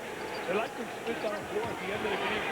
Makes 2 throws. Good passer, good shooter, not a real physical guy. Williams with a great fake, a great use of the glass to bring the Illini back within 3. Darren Williams, nice under control, spread his body exceptionally well. The old-fashioned way, utilizing the glass like John Wooden used to teach down here at UCLA. You know, Dick, although Williams is not nearly as flashy as D. Brown, he had almost as many assists as Brown did last year. He's hit 2 point guards on this game. Yeah, he was 3rd in the conference in assists at 4.5, and Brown led the league at 4.9. Manuel is fouled by Williams. Bruce Weber again says, I'm just not buying these calls here tonight. Well, he had some good clubs up there at Southern Illinois. I used to love Tierney and Williams and plays for him. Great contacts within the state of Illinois. He's originally from Milwaukee, Midwest guy, through and through, Big Ten guy. After all those years as an assistant at Purdue. Manuel's a guy they'd like to see on the line in good Illinois. Giving out Jimmy Blewett out of West Aurora High School, police. Maybe Mason playing now for Marquette will be a special player. Sports Center coming up next year on ESPN. Manuel really struggling to shoot free throws early this season. He was 2 of 7 coming into this game. Just missed a couple. Yeah, that's not his forte. His forte is playing on the defensive end, running the court. Augustine. Smith. Rebound Augustine. Brown. Open. Jawad Williams with a rebound for Carolina. He's now got himself a double-double. Timeout for Carolina. He just can't get going. They did a great job. Augustine getting the ball over to him on that wing. Just not going down for him. Can't believe it. They've got a couple of really good looks here in the last couple of minutes. He's got a smile on his face. His voice playing. Has a great love for playing. guy enjoys coaching, has a great passion and love for the people up in Kansas. We'll look at them tonight. And certainly loves it back home at Carolina, where he served 10 years in the system. Already 10 team fouls committed by Illinois. So 6 shots the rest of the way for the Tar Heels. Each team with a couple of timeouts remaining. If North Carolina wins this game, this would be the first big win in the Roy Williams era. They've beaten Old Dominion by 26, Davidson by 23, and then really struggled on the weekend with some injuries to beat Cleveland State. They were losing that game with 3 minutes to go, the Tar Heels were, but they wound up winning by 6. Illinois has also not played that much tough competition. They were at Temple, but Temple doesn't have as good a team as they normally do, and Illinois has won 3 games rather handily. Well, there's been so many shots already in college basketball. Top 4 teams beaten in a matter of a 5-day period. It shows you the power. Spins to the baseline. And the Illini come down to the rebound. They're back at it now, 3 with 2:15 to go here in Greensboro. Trying to penetrate to a one-on-one. Good play defensively by Williams. Rotating over from the help side. Illinois, the whole bench, looking for a goaltend. I think they're on Williams. I didn't think it was goaltending in that sequence. No, I do. Great help key there by Jawad Williams. Makes the hit left alone. Gets it back. Deep in. Is good by Luther and what an athlete. You talk about athletic ability. Something he and McCann really can stop. Illinois won't go away. They're down 1. Raven comes coast to coast. Jawad Williams. Hanging around. Nobody blocks out. Hanging around the low box on the offside. Gets the offensive rebound. Uh-oh. Raven Felton is down, rubbing that left half. And the way they are tending to it, you hope it is nothing more serious than a cramp. You talk about the great point guards in college basketball. You think of the guy we saw, Jameer Nelson, certainly the head of the class. You talk about the likes of Chris Thomas, who had a bad game against Travis Diener yesterday, as you watch him right there. Looks like he had a cramp. One of the biggest concerns for Roy Williams, we talk generally about the lack of depth. They don't have a backup point guard. There's nobody who can really do the things anywhere close to as well. Not many as in the Raymond country. Yeah, you're right. Not many in the country. But they don't even have a natural point guard to back up. The closest thing they would have is Melvin Scott as a natural 2 guard who's going to handle the ball against some pressure for Carolina until, if and when, Felton can get back into the game. And immediately with Felton out of the game, they're going to face all kinds of defensive pressure. People are going to try to trap the basketball. Now defending Brown. Manual on Darren Williams. Sports Center next here on ESPN. Trying to spread the court. And on the drop. Great timing by Scott. As they started with Shawman. And a screen by Shawman there on the ground. He can still kind of play. Scott gets the basketball with Felton on the bench with what looks like a clamp. Running down the clock right now with a 3-point lead. 30-second timeout, Carolina. They did a great job rotating over. First we see the first block shot by Williams. I bet Williams and May had 2 great blocks. Outside. If you look at the offense, the rebounding, the block shots, the passing, Sean May has done a marvelous job at both. He's a marvelous player. We saw that last year. We witnessed it early in the season when they beat Kansas in the NIT, and they were undefeated until he broke his foot. They were a different basketball team. He is so important because he gives them post presence. As you take a look at here, the timeout situation, foul situation. Carolina up by 3. They've got possession right now with 1:11 to go and 17 seconds on the shot clock. Felton remains on the bench, but he's hollering out instructions for Melvin Scott right now, who is taking over for Felton as the point guard. Probably give him one more possession, and I think we'll see Felton on the floor if they don't do something in his possession. He's trying to stretch that leg out on the bench. Scott rattles out on him, but the rebound to the Tar Heels. They're going to do 35. Yep. They're going to just force the foul situation, spread the court. Under a minute to go. He made such an excellent passer for a big player. That's another one of his great assets. Luther Head reaches around and fouls Rashad McCants. McCants last year a 70% free throw shooter. Came into the game tonight 77% so far this season. One possession game right now. He converts here. We makes it a 2-possession game. And he will get 2 shots. Double bonus for Carolina. McCants already with 19 points in the game. Did a great job defensively on D. Brown. That's the story of this game. Shutting down Mr. Excitement for Illinois. They've done a phenomenal job keeping him under control. This kid can flat out play. We did not see the real D. Brown tonight. Nope. 1 and 2. That can't happen. That's going to be frustration city right there. Second time, got a new shot clock. Dick, it was Jawad Williams who tapped it to McCants. Jawad Williams is so underrated. I'm telling you, he is so underrated. Look at the intensity of Ron Williams. You think that becomes contagious? The sophomore class gets almost all the hype. Felton, who's going to come back in, and McCants in May, but Jawad Williams is a real important player on this team. Very underrated player. Look at him coaching right here. He's not going to be a coach. I'm going to learn. I'm going to learn from Ron Williams. I'm going to coach. I hope somebody gives Matt Doherty a chance. After he did a great job at Notre Dame, he was in a tough situation at North Carolina. His passion, his work ethic, he would definitely serve somebody well if given an opportunity. And Roy Williams would endorse him. Scott 1 of 2. Felton's checked back into the game for McCants. 2-possession game, 5-point lead Carolina. Williams on the drive, no. Off his knee, the follow, no, but he's fouled. Stops the clock right there. 30 seconds. Got to make these free throws. And remember, Illinois has hurt themselves big time on a free throw line. They have struggled on that line. They are just 7 of 16 on the night. 7 of 16. That's under 50%. Even a dummy like me can figure that out. Are you kidding me?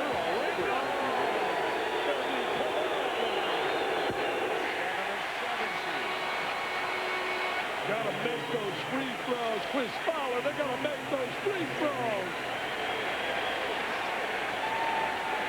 Enough to be the difference between a win and a loss here tonight, potentially, for the Illini. I tell you, the Illini are going to have a lot to cheer about this year. Trust me, this is going to be one heck of a basketball team. And now a foul will send Felton to the line. This could be the start of something big in the Roy Williams era. But are you shocked or surprised? I'm not. Not at all. We knew when he arrived, he was going to set a special tone. ACC, top 4 or 5 teams. Wide open parity. Oh, it's unbelievable. Look at Georgia Tech. Look at Maryland tonight with the Big Ten champs 2 years in a row. And they're playing with a whole new cast. Wade is outstanding. Florida State's getting better. We don't know yet about Virginia. But we do know that Duke is going to be right up there again. You just know the magical formula. Mike Krzyzewski, Lennon, Duhan, Randolph, Williams. They've got enough personnel, great coaching. Now back into the game for Smith. Smith has been out there for a couple of minutes, and there's one of the big stories in the game. Illinois from the free throw line. 6-point game. Jeff Emanuel's back in for defense. Yeah, he's done a great job defensively. And Felton, to me, did a phenomenal job setting the tone in the first half, shutting down D. Brown. How about Sean May at 206 fouls, lighter than last year? Kansas City has, but he's going to have to play 35 minutes tonight because they don't have a backup for him. He's done a great job here. Every night, most kids love that. The 3-0 for Brown. Head misses on the follow. May comes up with a loose ball. And now May is fouled, and he is all but over as North Carolina is on the verge of the first big win in the Roy Williams era. And it will not be the last. Trust me when we tell you that. And our 989 Sports Player of the game, Sean May of North Carolina, 21 points and 14 rebounds tonight. He's been such a force inside. His presence, his passing ability. He's a space eater. He's an absolute space eater. So different than when his dad played. His dad was a wing player with great range. As a shooter, was such a winner. And Roy Williams got to feel like a million. They're going to drive back about 50 minutes tonight down here to Carolina, get back to Chapel Hill. Don't forget the ACC Big Ten Challenge continues tomorrow night. 4 more games, including Duke at Michigan State, 9 Eastern. Eastern here on ESPN. A three by David Williams and a timeout by Illinois with just 6.5 seconds to go. And they're still down 5 as we send you back into the studio in Chris Ballard. Well, Roy Williams can certainly empathize with 4 free throw shooting. Think back to the championship game. Another great finish over on ESPN2 as Wisconsin has battled back on the road to level things with Maryland inside of 8 minutes to go. That game again over on ESPN2. Guys, back to you. I'll tell you one thing, tomorrow night you talk about end zone, the place being on a college campus is going to be unbelievable. The enthusiasm and the energy, and they're all emulating Cameron Indoor Stadium. I mean, the Cameron Crazies have set the tone for around America with the Rowdy Reptiles we'll see next week when we go to Gainesville down there in Florida. You're going to get your first look in person tomorrow night at the Wall Dang, standing freshman for Duke. And we're going to look at a new Michigan State lineup, really playing 4 guards at the same time, right? Covered one, and the power forward spot is up from 3 minutes now to Shannon Brown. Over was the MVP in the starting Classic over the weekend, playing power forward. Played really well. He with such a big reputation. I mean, I can't wait. We're going to get right out of here. We're running to the airport. We're jumping on the plane. We're getting into East Lansing, and we're getting ready for that showdown tomorrow. It's a tough life you lead, huh? Oh, wow. It's a great life. 64, and I act 12. Sports Center coming up next year on ESPN. Not everybody's having fun out. Nick Smith and the Illini feel they had this one within their grasp. Some turnovers in the last minute of the first half led to a couple of threes, and then bad foul shooting here in the second half. Boy, Illinois, I don't know if you want to say they let it slip away, but it was right there for them. They came back from a 9-point deficit in the second half, but Carolina, give them credit, they made plays when they had you down the stretch. Well, you got to give Carolina credit with the way they defended D. Brown. I think that set the tone in that first half. I mean, they earned it with that defensive effort. And D. Brown, I just love him. Just watch some of the things he does on the floor. I mean, the kid is a big-time player. He's a PT period. There's no doubt in my mind, despite the subpar 90s has. Sports Center, as soon as we're done here in Greensboro, and we are all but done with 6.5 seconds to go. Everybody loves Raymond, my friend. Everybody, and I know he loves Raymond. Yes, sirree. Didn't know how much you would get out of Jawad Williams or Jackie Manuel tonight because of injuries, and both Williams and Manuel were major contributors to the Carolina cause here tonight. I think a great point guard. You think of Aaron Miles, underrated down here at Kansas, a tremendous point guard. There's so many. It's the year of the point guard in college basketball. 7-point lead for the Tar Heels. They'll go to 4-0. Illinois will drop to 3-1 on the season as the ACC now takes a 3-1 lead in the ACC Big Ten Challenge, trying to win this event for the 5th consecutive year, all 5 years that it's been in existence. The final score from Greensboro, North Carolina 88 and Illinois 81. It's ACC 3, Big Ten 1 right now. Wisconsin and Maryland are playing over on ESPN2 even as we speak. For Dick Vitale and Doris Burke, I'm Dan Schulman. Thanks for joining us tonight here in Greensboro. This has been a presentation of ESPN, the worldwide leader in sports. For more, log on to ESPN.com. Carolina wins. Sports Center is next.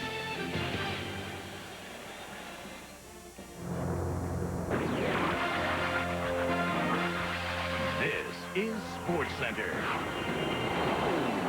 How low can the Magic go? T-Mac and company tried to avoid another stinging defeat. Will it be a rosy debut in the city of brotherly love? Plus, LeBron versus Carmelo, the sequel.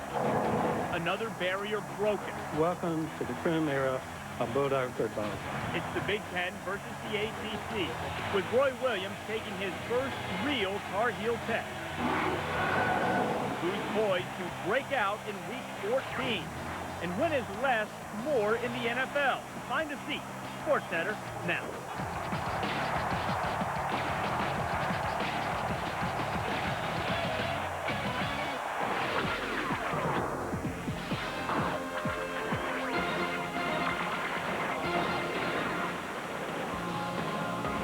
Hi, everybody. Glad to have you with us on Sports Center alongside Stuart Scott. I'm Reese Davis. Why these world champion Marlins are a different school of fish from their 97 title team. But we start NBA style with the red-hot Hornets team.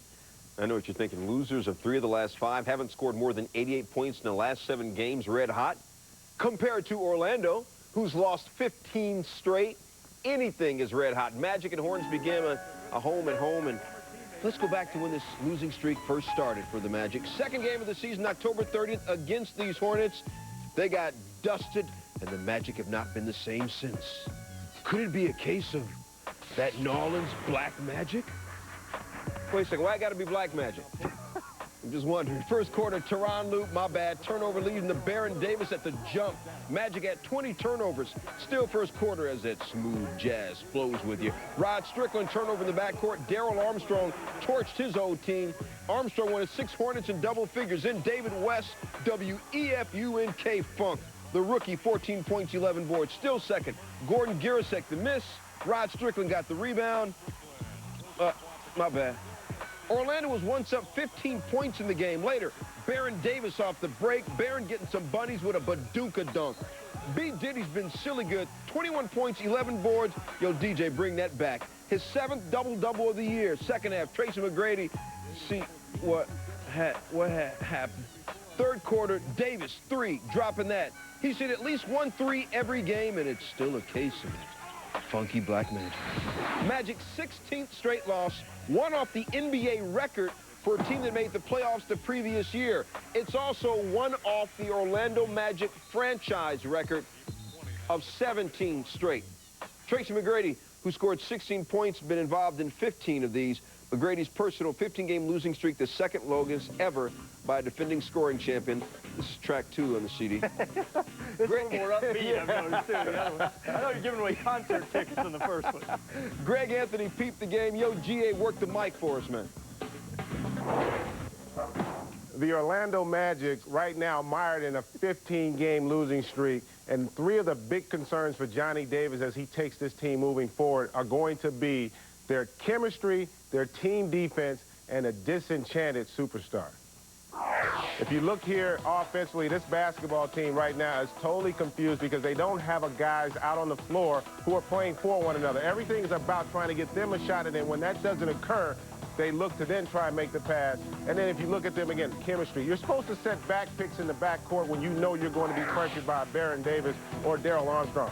And then when you talk about their defense, transition here in particular, you shoot the jumper, and there is nobody, and I mean nobody, trying to make an effort to get back and contain on the transition side. Here, again, nobody going out to help.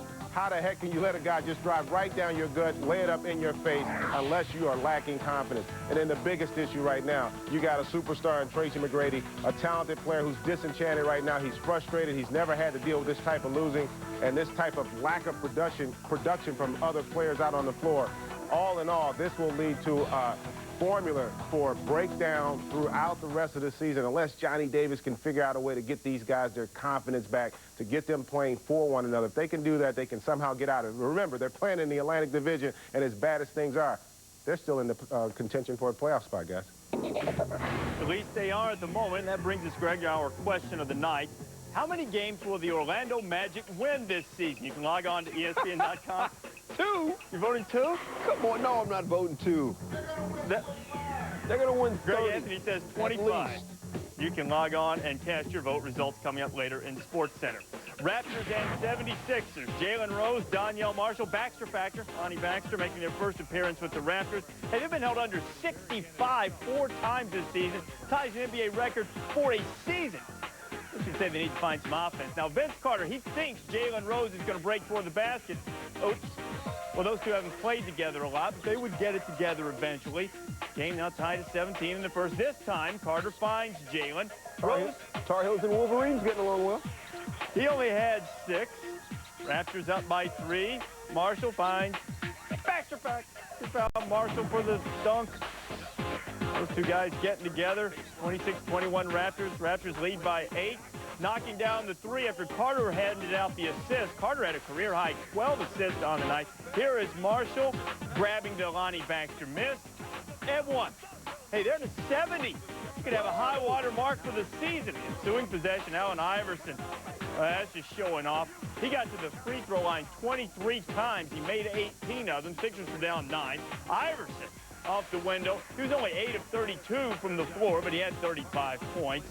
Later in the fourth quarter, Marshall knocking down another 3. He had 27. High water mark for the Raptors as they score 95 points. Still waiting to tip on Sports Center. The 2.5-minute mark. I love guys who step up. He missed the 2. They were all after, able to knock it down. Smith. Oh, what a move. Wouldn't go for him. Wisconsin ball, and that's going to be a foul on Garrison. That will be 4 on the sophomore forward. Who's in there getting the basketball? Devin Harris. Well, and you give Garrison credit for going after it, but that's where you have to show some maturity and realize you can't get every rebound. If he didn't get it at first, you don't want to compound that by fouling. Coming into this game, Devin Harris had shot more free throws than the opponents in the first 3 games. So he's used to going to the line. And he will go back after making just 1 of his last 3. I think it was 33 to 31 against the opponent. That's amazing. Yeah, it is. Some stat. 17 points, 5 rebounds, 6 assists for Devin Harris.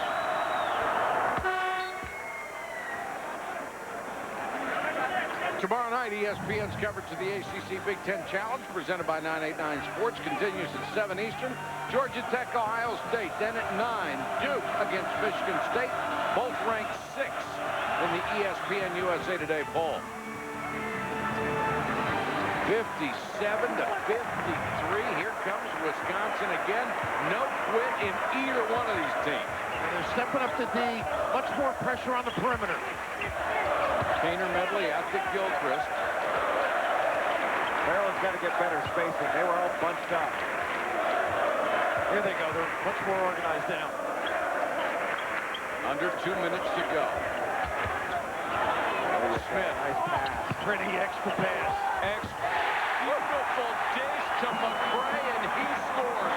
Great interior passing.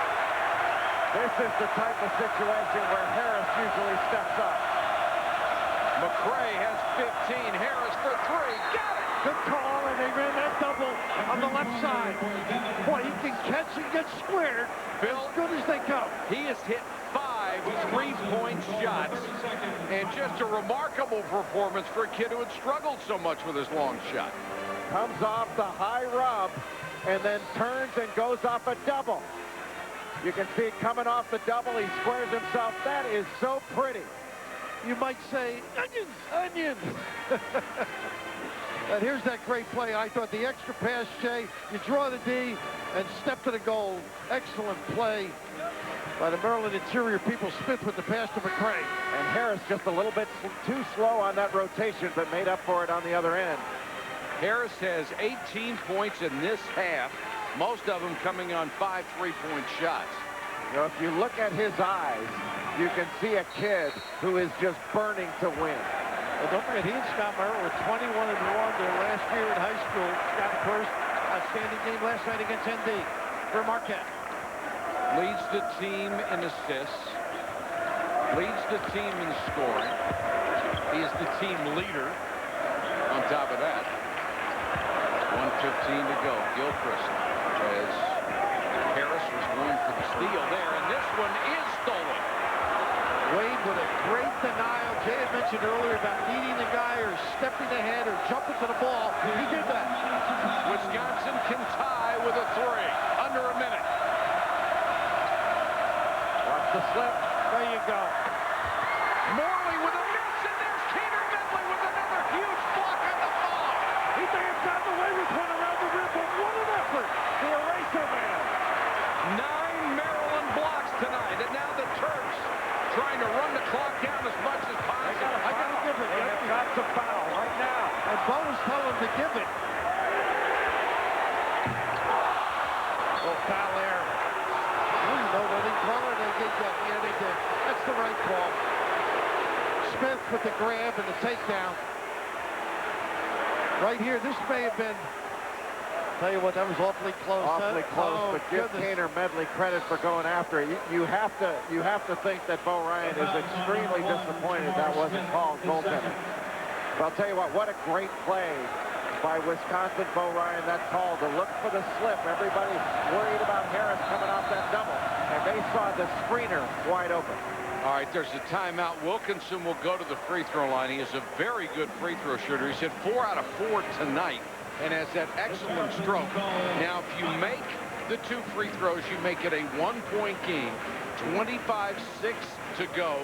You go for the steal and then foul, or you foul, just go for the foul? I think you go for it, a good solid maybe denial, and then give it up. It's the time of game, length in the game, I think, is the key at this juncture. But you've also got some time to get it into the hands of a weaker free throw shooter.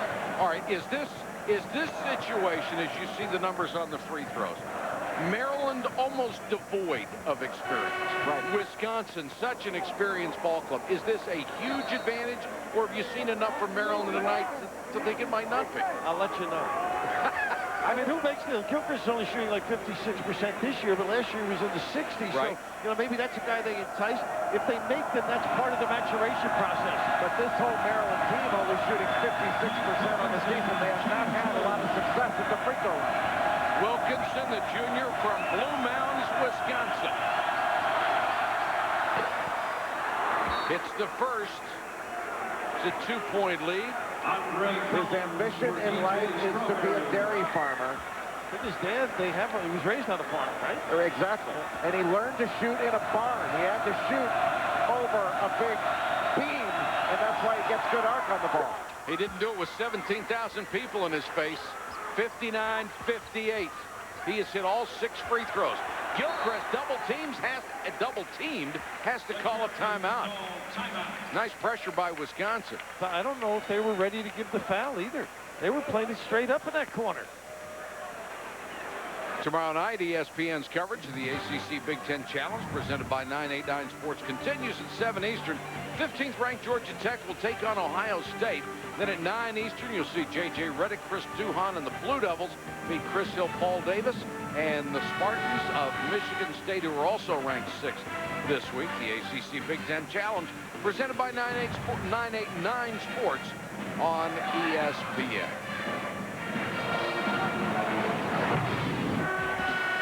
He's got some energy.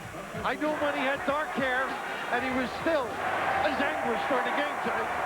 Well, nobody wants to win any more than does Gary Williams. And you can see it on his face on every possession. Lives and dies with every dribble. Jimmy Patsos takes the brunt of it over there on the sideline. Good pressure here. There they go. Yeah, that's the guy to foul, shooting 45% from the line. Jamar Smith fouled with 21.4 seconds to go. So the senior from Sicklerville, New Jersey, who has a double-double in every game coming into this one and has 18 points and 9 boards tonight, will go to the line for a chance to get that 3-point lead back. He is 1 out of 2 from the line tonight. Jamar Smith at the line, shooting. And this is obviously not his early season strength. Nice stroke there. He has been around. Overbrook, Allegheny Junior, college. But that's clutch there. It sure is. This one is very important because it changes what Wisconsin has to do. Devin Harris could win it with a 3 if he doesn't make this one, and he does not. Harris picked up by Gilchrist. This is the guy they want to shoot that ball if indeed they will go for 3. It is 60-58. All right, let's set up some strategy here. I think they run that double. Run that double slip. He's been free curling. He can put it on the floor. He's got a lot of options. It's been successful for them. All right, if you're Gary Williams and you determine that's what they're going to do, what kind of defense do you set up? Well, I think you put Gilchrist on him and you make certain that he does not catch the ball. I mean, you have got to keep him from catching it and shadow him everywhere he goes. Make somebody else take that shot. And he also, on the top guy on the double, has to help with a hand hedge so he doesn't get an easy catch. The back guy's got to bump the first slip guy, Jay, or that's going to be open. You know what, Bill, though? If I were Bo Ryan, I'd run an isolation for Devin Harris and let him get aside and put the ball on the floor and attack. And that might end up being a 3 if he doesn't have the deuce, which I'm sure they'll be looking for. Penetrate if they stop him. He could find somebody.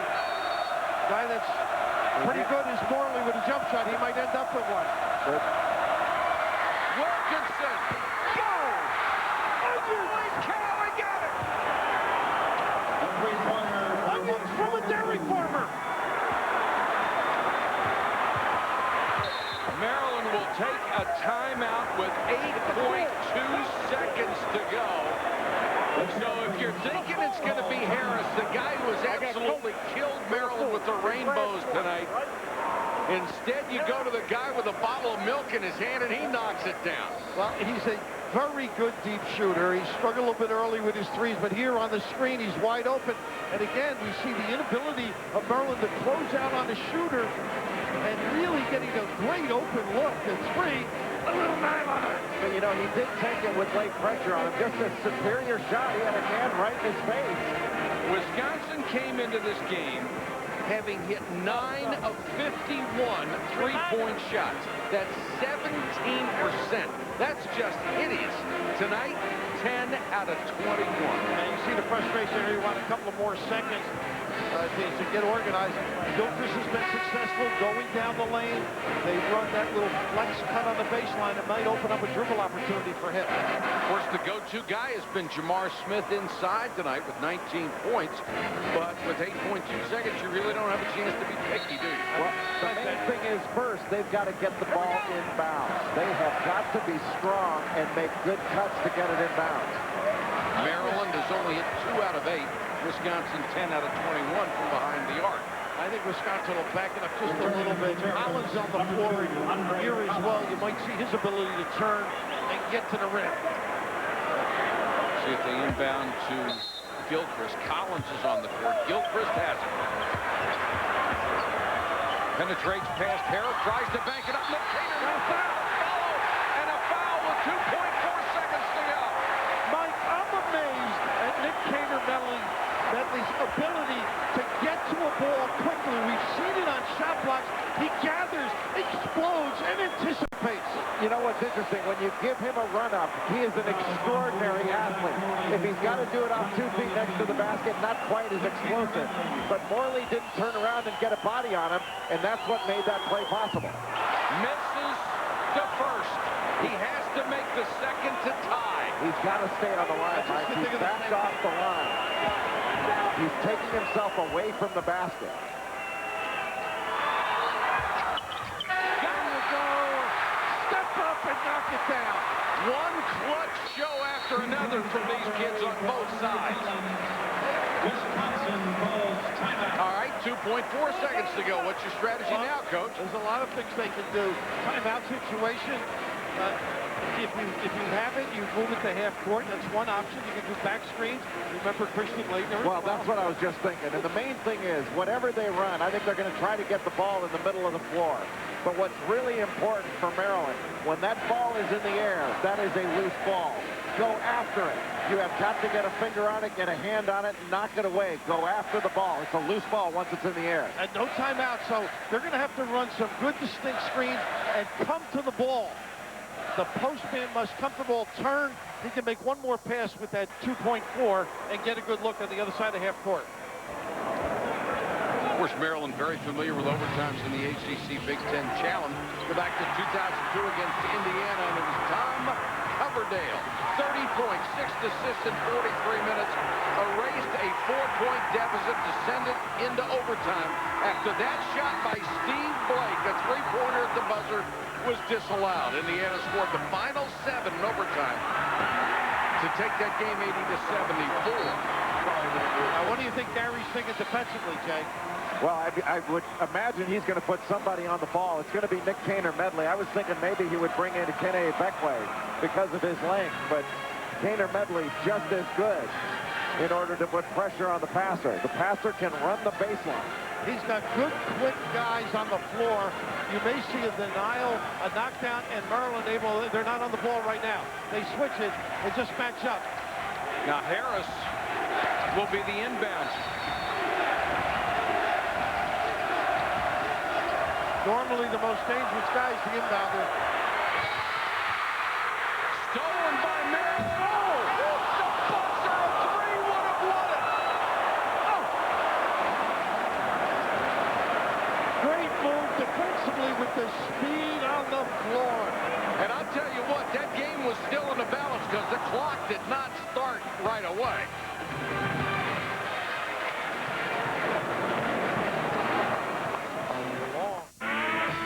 U.S. Agencies talks about car insurance. Our goal is to provide the very best coverage for the best price. Our customers buy directly from us, and that makes a big difference. We've made buying car insurance fast, friendly, and affordable. Buying direct from U.S. agencies could save you as much as 20%. U.S. agencies is changing the way people buy car insurance, and it's a change for the better. It's easy. Give us a call, visit any location, or log on to usagencies.com. Maybe Daddy can play next week. Daddy doesn't work. Daddy doesn't get paid. People like Daddy's work so much, they pay him for it. What's this? Can I buy some of your time? No, you can't. For you, it's free. Come on. Really? Spend something on your family that shows them what they're worth. Spend your time. From the Church of Jesus Christ of Latter-day Saints.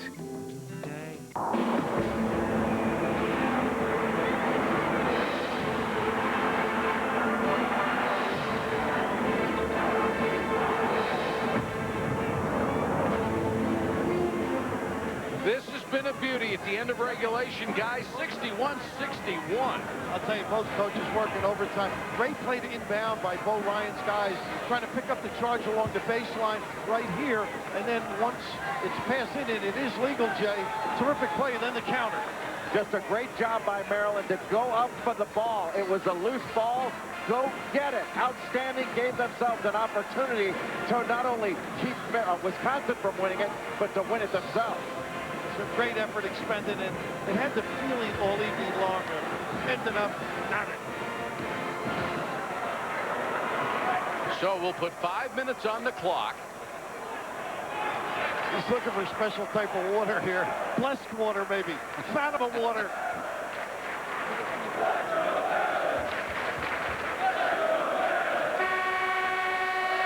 Barry Williams talking to Duke Edsel, part of the officiating crew here tonight.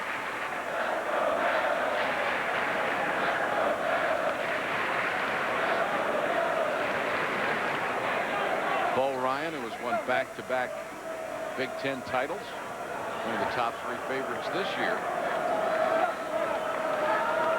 Wilkinson will jump center against Jamar Smith as we start the overtime. Wilkinson uses his body on this particular play wisely. And you have to think, Bill, the longer this game goes on, the more of an advantage the older team, Wisconsin, would have.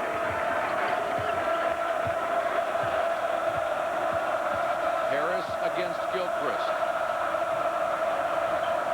Why do you say they'd have an advantage the longer it goes? I just think an older team has experience in overtime. They have experience playing when they're tired and under pressure. Youthful exuberance and speed is a pretty good counter. But I think the longer it goes, the more that speed is going to go. And they keep their legs for 45 rather than 40. Kaner Medley loves to go to his left, too strong. Good interior defense by Morley, and Wilkinson comes up with a loose ball. Smith didn't go after that. That should have been his ball. Wide open Harris. Boy, he's had a couple of wide open looks and they never even touched the rim. And that might be that fatigue, too. That's where it shows on the defensive end. Well, you'd like to see him continue to attack off the dribble. Just because he's knocking down threes doesn't mean that's all he's going to settle for. McRae to Jamar Smith, who's been the offensive star. What a move! Power move! 21 points for Jamar Smith, 9 boards. Maryland up by 2.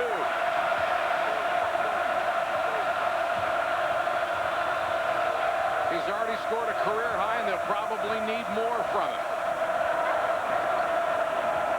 Boo Wade.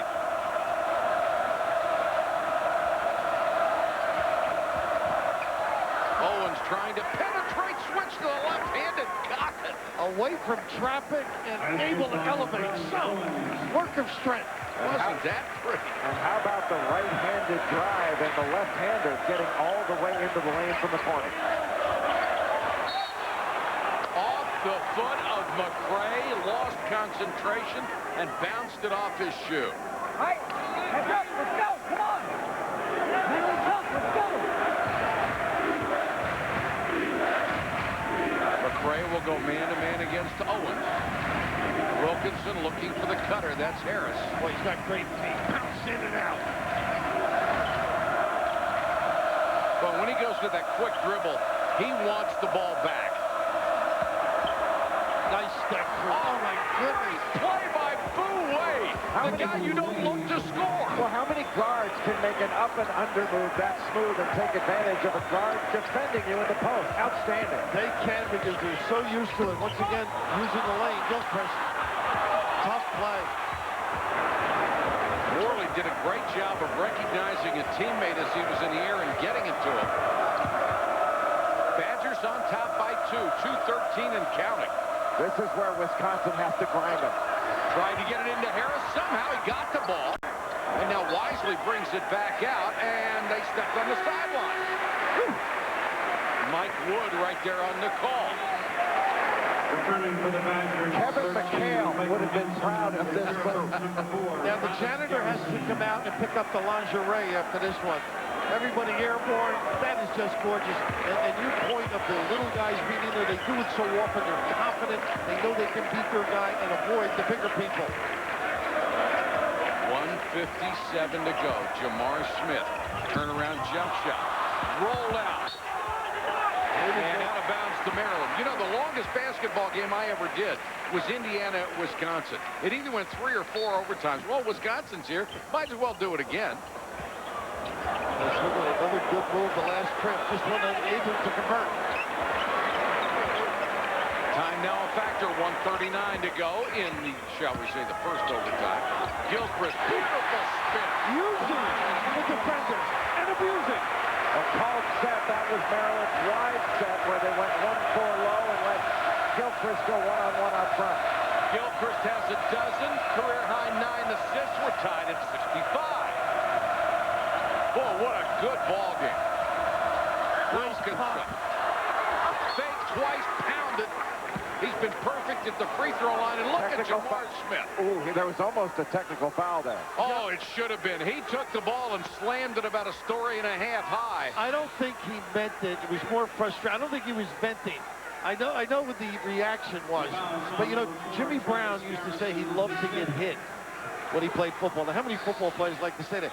I think Wilkinson loves to get the hit around the rim. He waits, spreads those big shoulders, and takes all comers on. Garrison just fouled out of the ballgame. The other thing Wilkinson likes to do is go to the free throw line. Well, he certainly likes to give shot fakes and watch the Maryland guys pogo stick up in the air. Boy, they've done it all night, haven't they, Jay? That they have. That's something they'll learn as they get older, that you can't fight on every fake. Sure. Misses his first after hitting 6 in a row.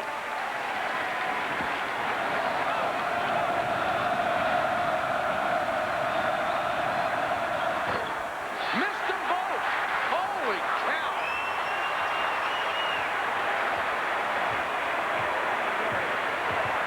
Sometimes you can't figure out this game. We have 1 minute to play.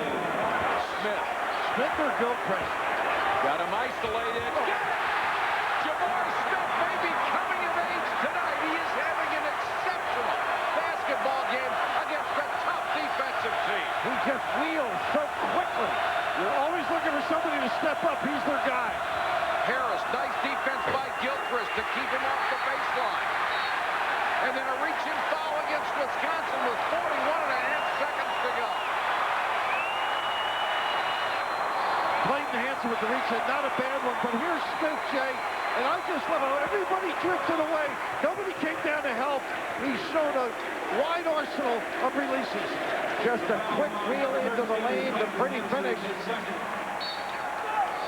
And on the other end, Youth was served on the defensive end with a little strawberry. It's amazing there aren't more Knicks in this game.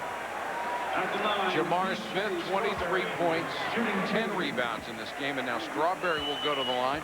First time at the stripe. He's hit 5 out of 10 this year. Gets the roll on this one. Maryland increases its lead to 3 with 41.5 seconds to go, and Darrell approves of it. Think that heart's pumping a little bit?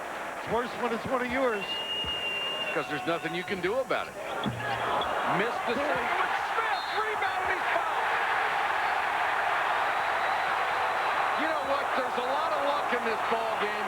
You miss a free throw badly enough, it kicks out far enough for one of your own guys to get it. One there is luck, but good fortune is also provided by the quickness and the reaction of Smith. That was just extraordinary, and he's been able to do exactly what he wants each trip down. This time, the giveaway at the end of that, but great reaction. Now can he make it count? He does. 24 points, 11 rebounds. So 3 out of 5 at the line. The lead is 4. Now this is big because it might change the attitude or what you want to run. I'd still go for the 2 right away, Jay. Go down, get the 2.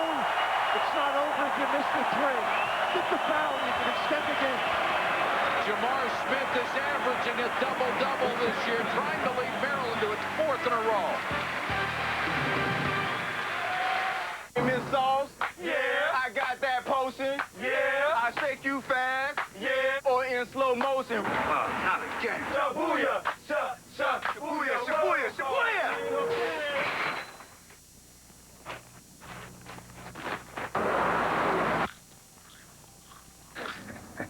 I got the Lays. Yeah. They barbecue. Yeah. They honey, too. Introducing irresistible Lay's Honey Barbecue Potato Chips. Bet you can't eat just one. Ooh, his dandruff's back. I've tried everything. I'm calling a doctor. Before you go RX, get new therapeutic strength Denerex with powerful medicine not found in the leading brand. It's cute. Nice hair. Before you go RX, get Denerex.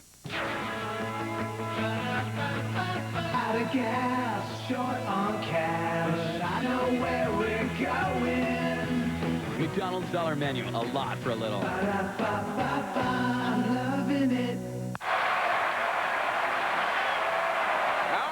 Is the Comcast Center when you talk about Maryland. 17,900 have seen a beauty. 70-65.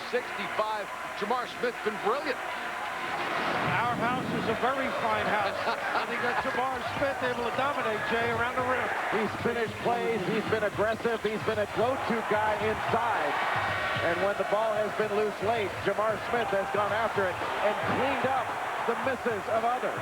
And look, this was the key move right here. The wheel against a very good defensive player in the post, Mike Wilkinson. And how about a senior, too? Talk about experience. Played the junior college level, then came here last year. Solid performance, but this is incredible. Our Big time numbers. Our 989 Sports Player of the Game, 25 points, a career high, 11 boards. But when you say senior, you did point out he played at junior college for 2 years. Only been here 1 year, was not a starter. He was a backup. So a senior with an asterisk. Well, they must go for 2, I think, not 3. Then give the foul, extend this game. I think it's very important. Don't take the 3 and miss. It could be over. But score in a hurry. Quick hitter. Wade taking his time.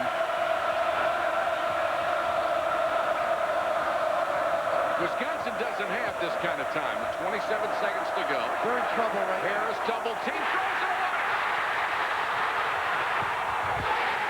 Strawberry.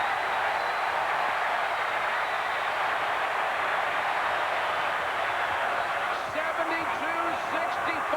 Harris, they let him go. Smart should have done earlier tonight. They got stuck trying to get a 3, and it takes you right out of your flow. Maryland's going to make you take the 2. Maryland had scored 9 points in a row until that basket. But how about the defense from a young team to make Wisconsin react to them instead of the other way around? Really impressive. This Maryland team may be coming of age right before our eyes on this Comcast Center floor. You know, Jay, every year, no matter how experienced you are, you got to learn how to be in these situations under the gun.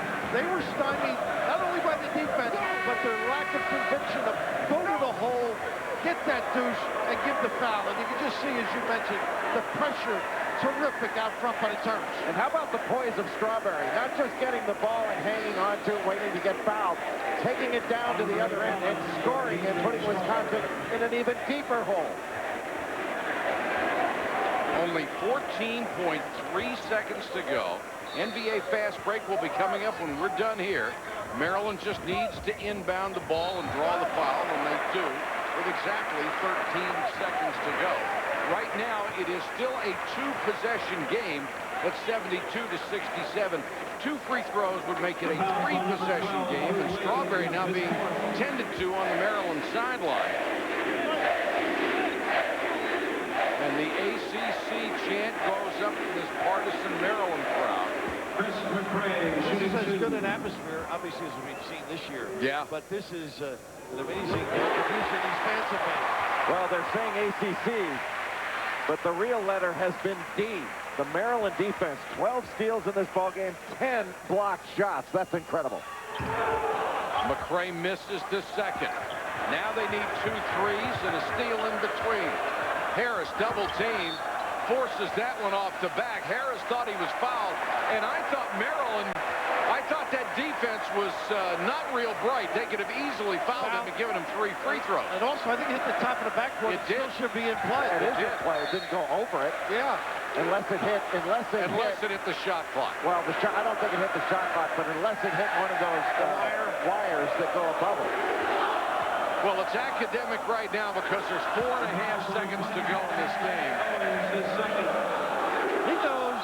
He thinks it's academic. He's not anonymous, that Mr. Smith. What a huge win for Gary Williams. And I think he learned an awful lot about his basketball team tonight. I talked to him before the game. He says, I'm not sure. You know, we don't know what we have yet. It's going to take a while. In March, we ought to be pretty good. Until then, we'll see how fast we get there. They may have gotten there tonight. He's not easily satisfied, but he has something to work with.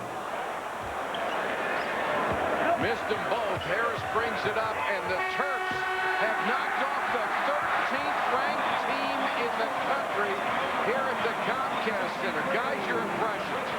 Very impressed, as Jay said, with the defense, but also the exuberance, the ability to react defensively and save their teammates by Maryland. And the poise that they showed in overtime. A young team showing poise under pressure. Outstanding. Final score, Maryland 73, Wisconsin 67 in overtime. For Bill Raftery, Jay Billis, and our entire crew, this is Mike Patrick. Good night from College Park. Let's send it to the studio. All right, Mike, thank you. An NBA fast break coming up in just about a minute and a half. In the meantime, Digger, the first overtime. 25-point defeat to Minnesota back in '97. You don't see him walking out before the game's over very often here. You know, I had to, as you look here at the worst home loss, I had the wrong years there for Duke. Got a little confused. 1988 to 1992. Right, 5 in a row. That was the time when they went consecutively. And since they expanded in 1985, only Kentucky and Michigan State have done 3 consecutive. Kansas has a shot. Having gone 2 consecutive years. Kentucky 96 to 98. Michigan State 99 to 01. And now Kansas 2 in a row coming into this season. 63 to 40. Duke. I told you early in this game, when I took that big lead, you just didn't see any real opportunity for Michigan State to come back because the defense can't create any opportunities in terms of forcing turnovers. Duke has handled the ball so well on the floor. You asked Mike Krzyzewski before the game in the locker room, does this team have a chance to be one of your special teams? It's very early, and right now he's only using 7 players, really, Dick. But from what you've seen, can this team develop into a really special team by March? Well, I don't know about one of the special teams in terms of comparison to teams he's had. He's had so many great clubs. But I think with the landscape of college basketball right now, where it's a wide-open scenario out there, they certainly are right in the mix with all the other teams. There's no doubt whatsoever. I look at the ACC this year, it's going to be a lot better than people thought. Because when you look at Maryland and Wisconsin, Maryland has really got some good young kids, especially at home. They're going to be very difficult. And Wake Forest might be the best team in America. Wake Forest is absolutely sensational, especially at home. You know what the ACC's overall record coming into action tonight was? 34-2 this season coming into play tonight. The only losses being North Carolina State last night at Michigan and Duke losing to Purdue. You know, you mentioned Michigan and Tommy Amaker, former Duke team, doing a great job resurrecting the program down in Michigan. I think it's only be a matter of time where you're going to see that rivalry again, Michigan and Michigan State, really be special. He's got a fight for Brandy that I love. Just watching a little bit of him, Deion Harris. I'm telling you, he is going to be a special Michigan player. Furious commits the fouls, and the Michigan State players can hardly stand to look. Tom Izzo has moved back to his normal seat, more at the coach's end of the bench, but got his chin in the palm of his hand right now. And Izzo is usually hollering and stomping and teaching, and there's nothing he can do right now. Look at him. He's very disappointed because he knew this crowd was ready here tonight. He knew there was electricity in the house, and they just didn't respond. He has been able to get 4 of the last 5 Mr. Basketballs in the state of Michigan.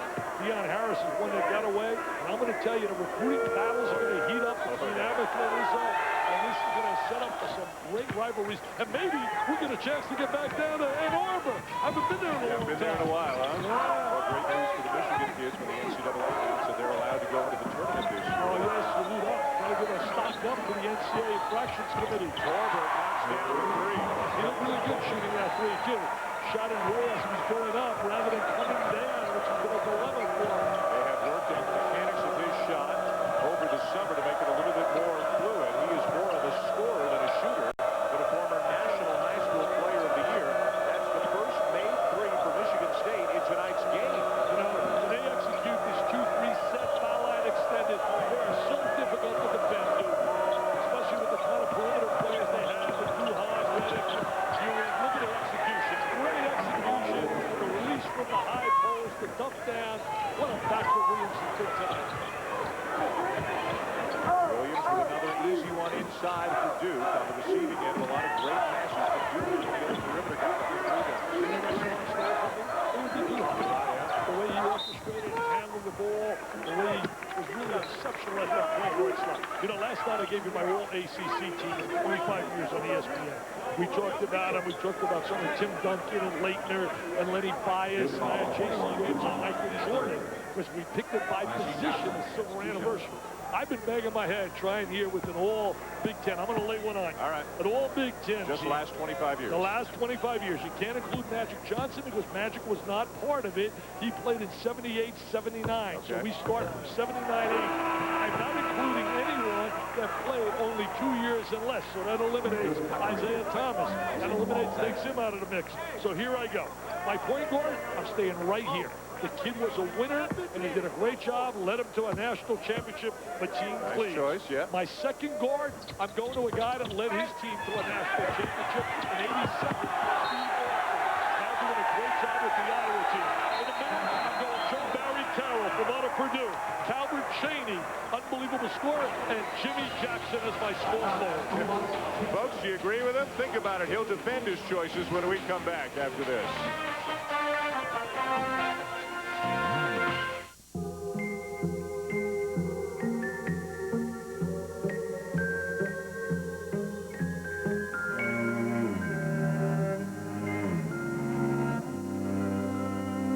In your eyes, there's only one woman in the world.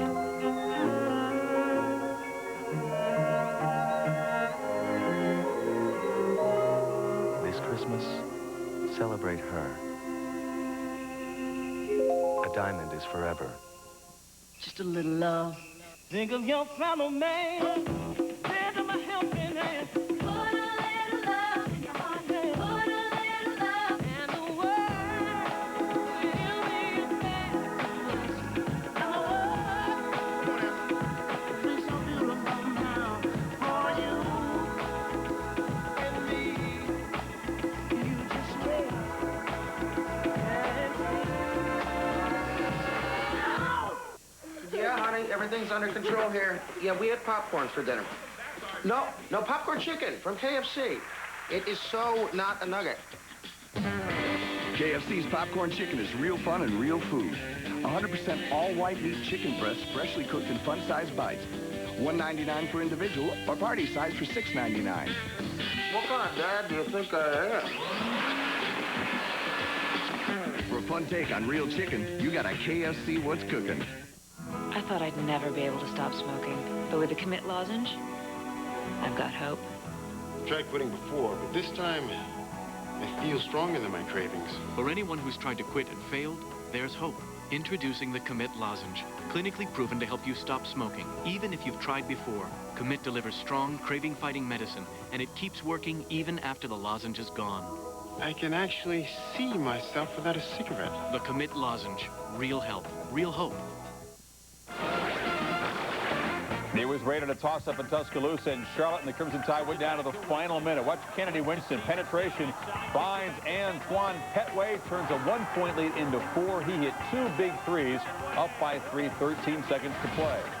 And Virginia trying to hold off Minnesota in Charlottesville. If that score holds up and the score holds up in the Breslin Center, it'd be 7-2 ACC, the most lopsided challenge ever, guys. Yeah, never before, Chris, at the ACC. They'd won every challenge, but they had never won more than 5. You saw Chris Humphreys with a big night there for Minnesota, a guy that originally was thought to be headed to Duke. Well, he committed to Duke. He gave a commitment. He would really be what the doctor ordered for his Duke basketball team. His strength, his power on the inside. He would have fit in perfectly. He has had a great score thus far for Minnesota.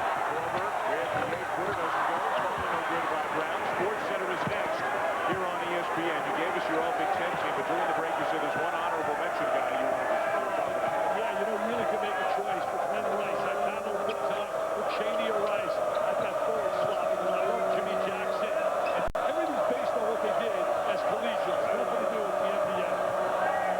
Well, from about the 8-minute mark of the first half, it has been an absolutely one-sided affair. The Duke Blue Devils with great passing, forced a ton of turnovers, easy baskets at the other end. An impressive effort inside by that guy, Sheldon Williams, and his partner in crime, Shavlik Randolph. The two big guys have had a nice night for the Blue Devils. Yeah, very unselfish, really moving the basketball exceptionally well.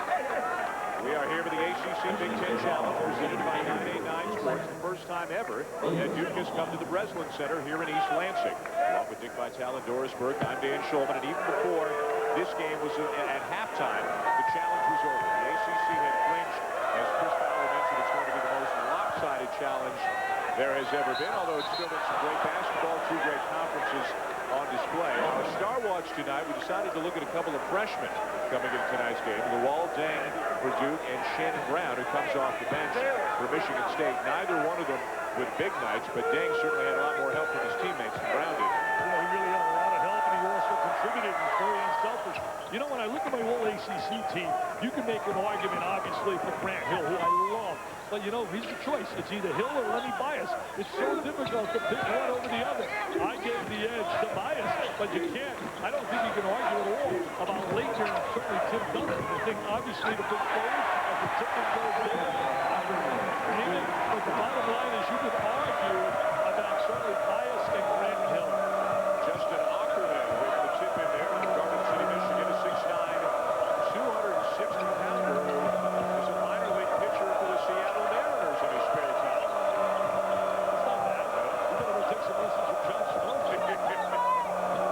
I love the way they execute this 2-3 set. I think the Cameron Grace is going to meet them with tremendous jubilation when they arrive on Saturday to compete against St. John. And ouch!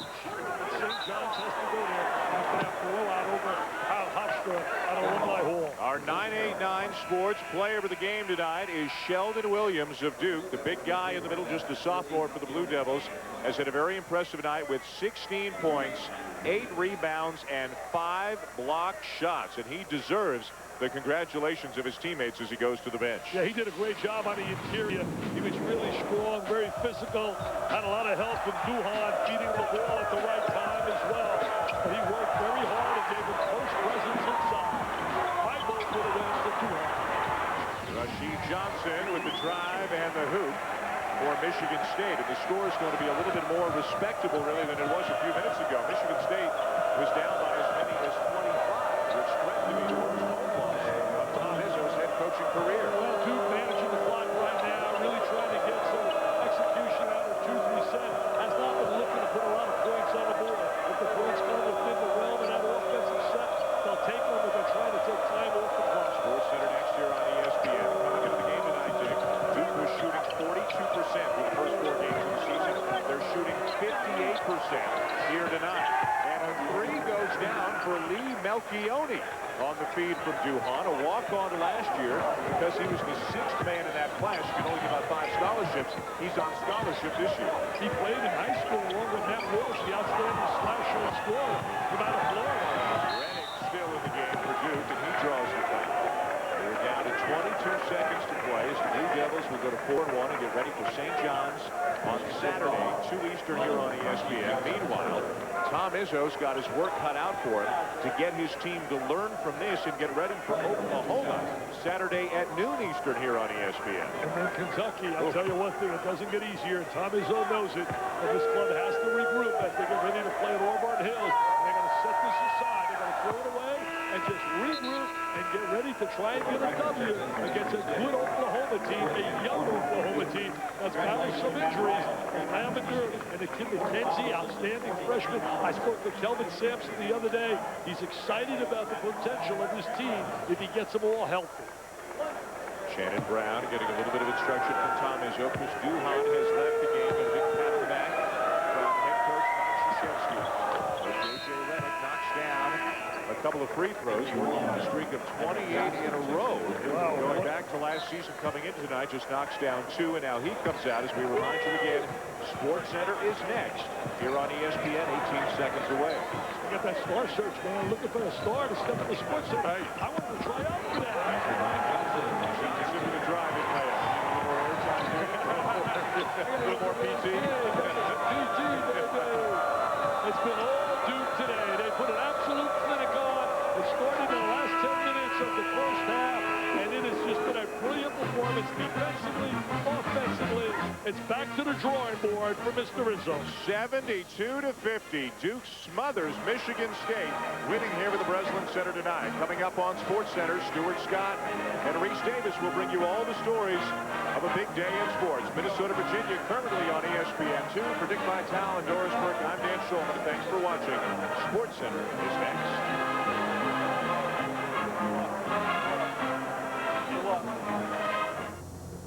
On the lead. You know what, Doug Altenberger, I think people in the Big Ten are going to find out right away that Darren Williams may be one of the most improved offensive players in the country. Averaged just 6.3 points per game, but was second on the team in steals last year, and he's a complete player both ends of the floor. Well, he gives you size. He's a point guard, 6'4", 210 pounds, coming off a career high against North Carolina with 22 points. Leads the team in assists at 6 a game.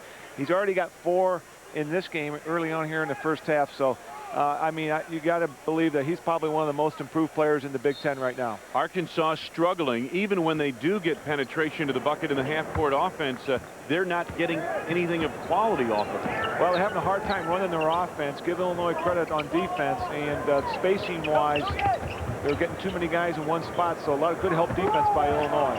Spears inside, nicely done. And that's where Spears is good. I mean, down low in the box.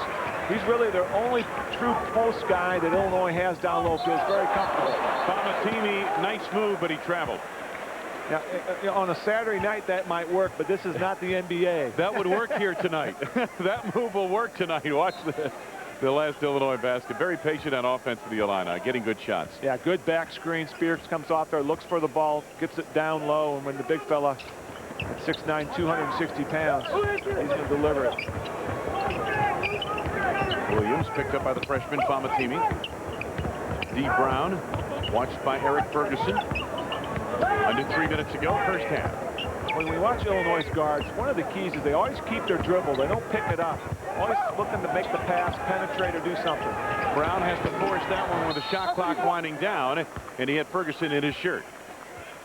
Yeah, the scouting report on D. Brown is make him work on the half court, get back defensively. I thought North Carolina did a good job putting a big guard on him, trying to wear him down. Offensively, he's got to learn to try to manufacture points. Reminds me a lot when a guy I played against, Steve Alford. Really got to work hard when you're only 6 foot tall and 170 pounds. Ferris on the drive, and the tip inside Sullivan. Shark Sullivan with his first from the field. Played 19 minutes against ORU the other night. Didn't shoot, didn't score. Hard to play 19 minutes in a game like this and not shoot. I understand the part where you don't score. Famatimi on the drive and the foul. Give it up by the freshman Brian Randall. So one freshman Famatimi against Randall, and you can see they are really excited about Olu Famatimi, and his athleticism is the reason why. And one of the few transition buckets that Arkansas has been able to get back. Illinois, again, running that motion offense, and spacing-wise, no one's back defensively, especially your guards. And we're talking about balance, floor balance. And Arkansas finally gets a good look in transition, gets to the free throw line.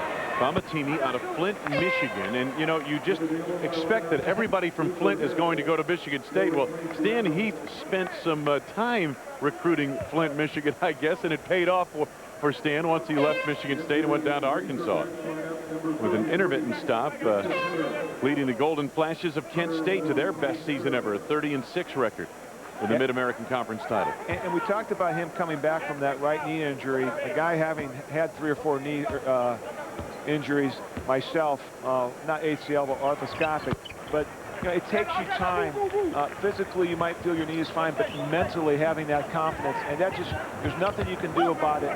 You just got to keep being reinforced by the coaching staff, and over a period of time you get out there, and once you find out you're not thinking but responding, that's the key. Saved by Sullivan. Good hustle there. Bamatini leading the break for Arkansas. Modica inside. Needs to spin it back out to Bamatini. Under 2 minutes to go now in this first half. Bamatini, nice move there. A little crossover, wouldn't stay down for him. Brewer keeps it alive. Good adjustment on the shot. Ronnie Brewer with 4. Arkansas trying to make a little bit of a run here. Trailing now by 15, and Bruce Weber senses as much, says, hey, listen, we don't want to give away a momentum before halftime. We'll stop the clock and set something up. So timeout taken by Illinois. So far, Illinois very impressive. I'm most impressed with them. They've been efficient on offense, Doug. There's no question about that. But I think that defensively is where they've stood out today. Yeah, other than a couple last possessions, I think defensively they've done just a great job of sealing off the wings.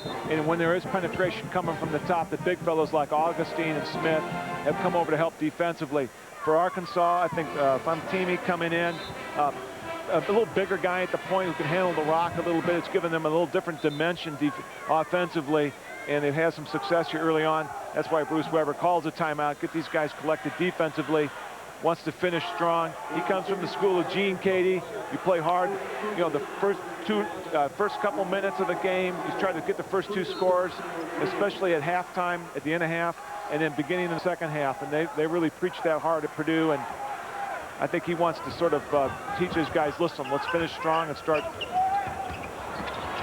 Augustine able to recover there as Hunter came out on him defensively. For 3, it won't go for Luther Head, and it's going to go to Illinois. Knocked out of bounds by Vincent Hunter. 60 seconds to go in this first half. Illinois coming off its first loss of the season in the ACC Big Ten matchup at North Carolina. Augustine looking for room. Again, Illinois showing very good patience on offense. They haven't shot it exceptionally well, but they've been patient to work their offense here today. And Arkansas, a good perimeter defensive team. Teams shoot about 27% behind the 3-point line. So they've got that quickness to extend their defense like Ferguson's doing right here. Ferguson all over Williams. 10 to go on the shot clock. Here's Spears. They double down quickly on the ball. Powell in the lane. Does he have room or time? And finally they lose it. Quick hands by Arkansas on that trip. Bamatini looking to finish from Ferguson. Took Spears.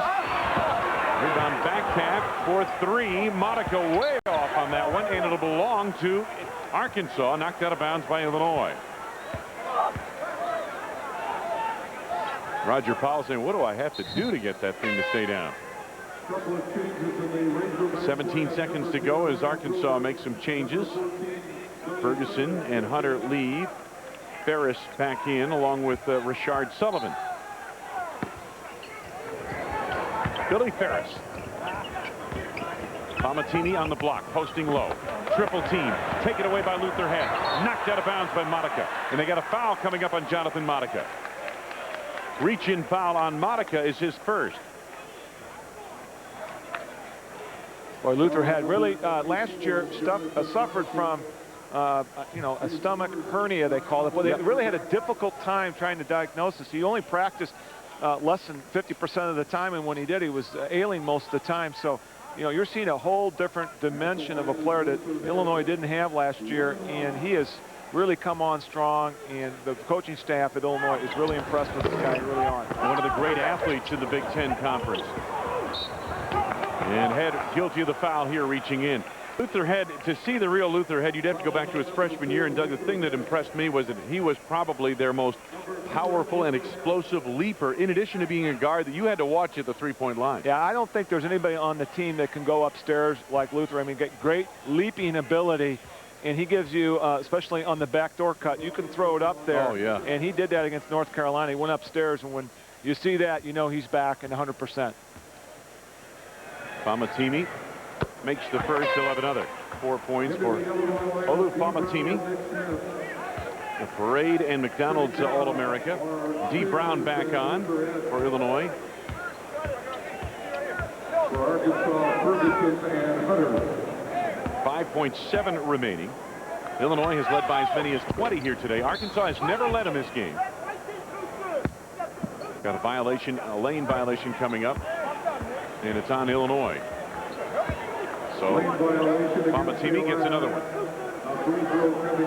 Illinois shooting at 41%, but defensively, wow, they put the clamps down on the Razorbacks. Just 27% for Arkansas so far in the game. So Famatimi has 5 points. Trying to beat the clock. Darren Williams left it off glass, and he did it. Well done by Darren Williams. Again, that one sequence right there will tell you this is a kid who's just coming into his own offensively. That's the kind of aggressive play you may not have seen last year from Darren Williams. Okay, I mean, great hesitation right there. Goes up over Hunter, 6'10", kisses it off the glass. A tough shot. The Fighting Illini of Illinois have led by as many as 20 here this afternoon. A very strong first half. They head off at halftime, leading Arkansas by 15, 40-25. Key on him. That's Illinois' go-to guy. So you're going to get every night. D. Brown's going to get the best defensively. Illinois will start Williams and Brown the backcourt, and then Roger Powell, James Augustine, Nick Smith up front. Arkansas back with Brewer and Ferguson the backcourt, and then Monica, Ferris, and Hunter on the floor for Arkansas. We're underway, second half. Brown cut off by Ferguson. Well, Ferguson a good job of staying right with D. Brown. Now the screen from Smith. Nick Smith screen roll. The open look, and he's hit nothing but net all day. That is so tough to defend. I mean, you're 25 feet from the basket. You're almost behind the NBA three-point line. You got to stick with D. Brown, and then they do a screen and roll, and he pops an 18-footer. Ferris comes up short, contested by Smith. Augustine the rebound. Here's Williams. A quick shot by Arkansas. They can get that anytime they like. A little more patient offensively. Brown, alley-oop, backdoor, nice catch, Williams, and what a conversion! Oh my goodness! Darren Williams says, I can't believe I caught it in the first